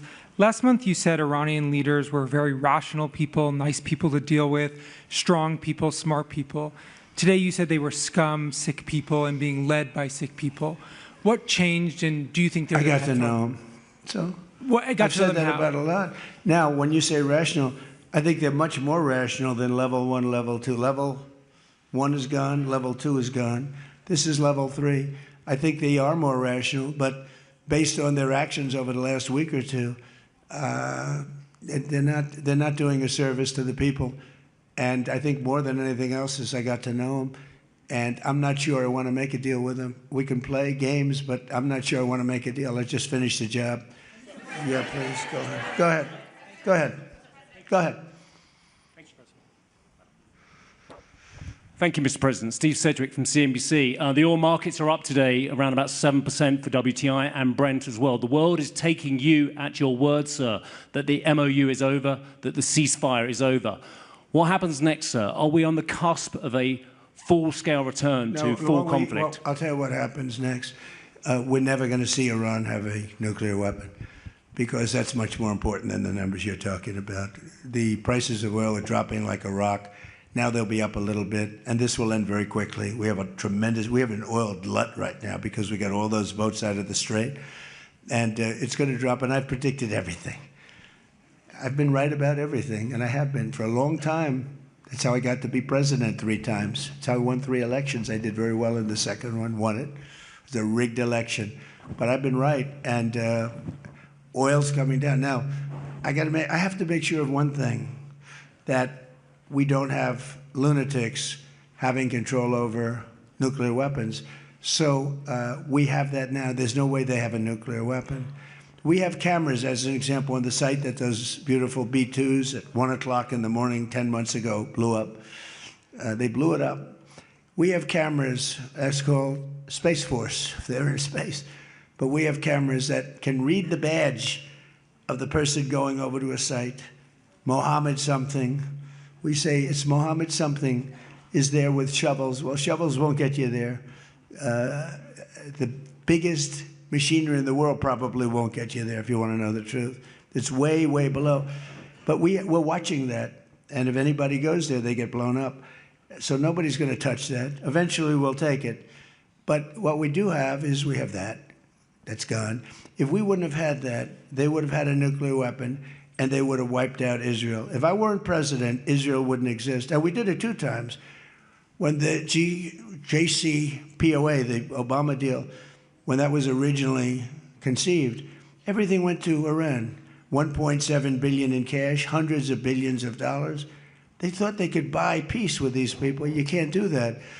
So the big thing we have is more important than anything we can talk about is you can't let lunatics have nuclear weapons, and we've stopped that. And that should have been stopped on a couple of other occasions, too, with different countries, but they didn't do that. Yeah, please.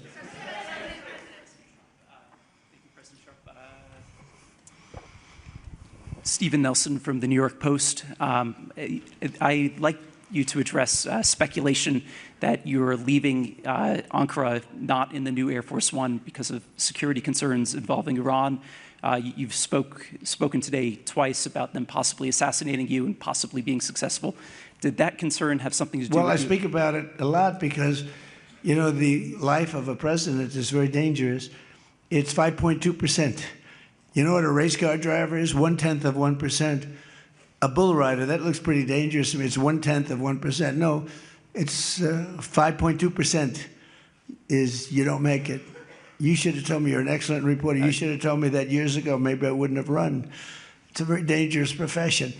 No, I'm #1 on the kill list for Iran. They're lovely people. I'm #1. So I don't know. I can't tell you that, but I don't really care because I'm doing my job and I'm doing it, I hope, better than anybody's ever done it because we have a country that's hot and really, really successful. But I mention it only because it's on the list. I mean, it came out. There was another list came out yesterday, and I'm #1 on. I like being #1 on TikTok better, but I'm #1 on the list for killing. Go ahead. Hey, Sean McCreesh, New York Times. But why aren't you flying the new plane home? Say what? Why aren't you flying on the new Air Force One home? It's flying to Europe, to one of the big bases, 2 or 3 of the big bases, where we can show it to the people. And we'll be going home by normal methods. But we have it going to Europe, to a couple of bases, actually 1 in particular, but it's going to go to a couple of bases, stop, so the soldiers can see it, because it's truly magnificent. Yeah, please? Go ahead. You want to go? Okay, go ahead. Mr. President, Harici Media, Tunç Akkoç, Türkiye.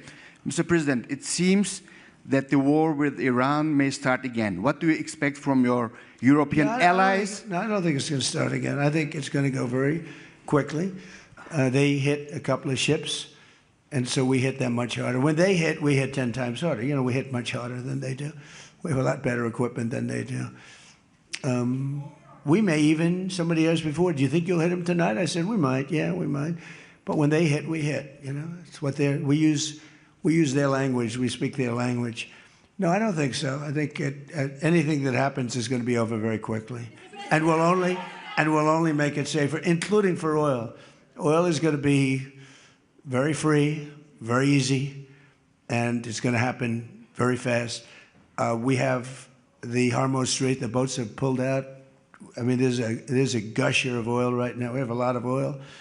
And no, anything that happens is going to happen very fast. We're not looking for long term. Okay, go ahead, Red. Mr. President, you said today in Escalating with MS Now. You said today that countries. You're with who? MS Now. MS Now. That's a failing network. Why would you want to work for them? MS Now. Can you imagine?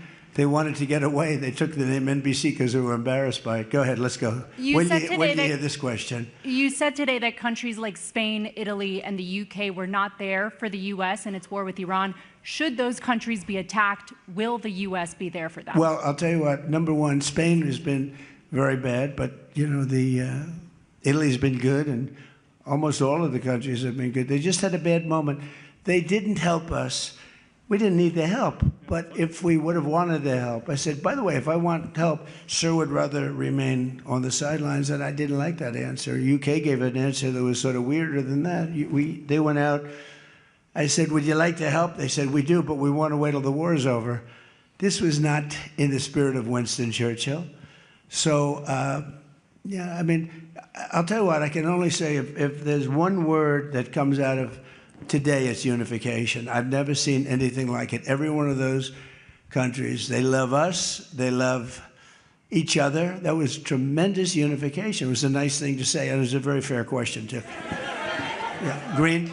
Green? Yeah, you're wearing green, right? Thank you, Mr. President. Eda Turul from Haber Global TV, Turkey. Mr. President, after your meeting with President Erdogan, can you tell us whether you and President Erdogan reach an understanding on Turkey's return to the F-35 program and the future of U.S.-Turkey defense cooperation? And do you believe U.S.-Turkey relations are entering a new chapter right now? Well, I had a great relationship in my first term. You remember Pastor Brunson, and he was put in jail for 35 years, and I called. He was an evangelical hero, actually, very good man. And I called President Erdogan, and he let him out. I didn't pay anything like Obama and Biden pay billions of dollars all the time. I never paid any for anybody. I just tell him, let him out. Let him out. But in this case, I didn't say it the second way. I said it the first way. I said, look, he's a good man. He's highly respected in the evangelical, and I'd like you to let him out. And he was in my office, in the Oval Office the following day, Pastor Brunson. I had a great relationship. When Sleepy Joe Biden got in, bad things happened with a lot of things between the border. Everything was bad. We were laughed at all over the world, and we had a very bad relationship with a lot of countries. I think Turkey was one of those countries. But that changed on November 5th when we had the election. And it's one of our best relationships. We have a great relationship. And they're talking about the F-35 airplane. And it's the best plane, and everybody wants it. And we have to make a decision who we give it to. I mean, my inclination, because he stayed out of, he's not a huge fan of Bibi, and he's not a huge fan of Israel, but he stayed out of that war. He could have gone into that war very easily, and he didn't. At my request, he stayed out of that war.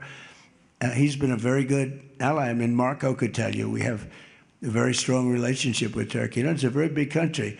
It's a very powerful, militarily, it's the second most powerful country in NATO. It's a NATO country. So whether or not we do that, I haven't totally made up my mind, but my inclination is to say, look, he's done everything. He's helped us in so many different ways. And you know who else has been good to us? China. China never came into the war. They get 50% of their oil from Hormuz Strait. They never came into the war. They never said, I'm going to send a ship in 5 destroyers along each side of the ship. They never did. No, President Xi's been great. Everyone's been sort of great, to be honest. You know why? Because they respect our country again. They laughed at our country. They thought we were a bunch of fools. They saw a president that couldn't talk, he couldn't walk. He was a disaster. They lost respect for our country, but now they have more respect for our country than they've ever had before. Thank you all very much. We'll see you back. Thank you very much, everybody.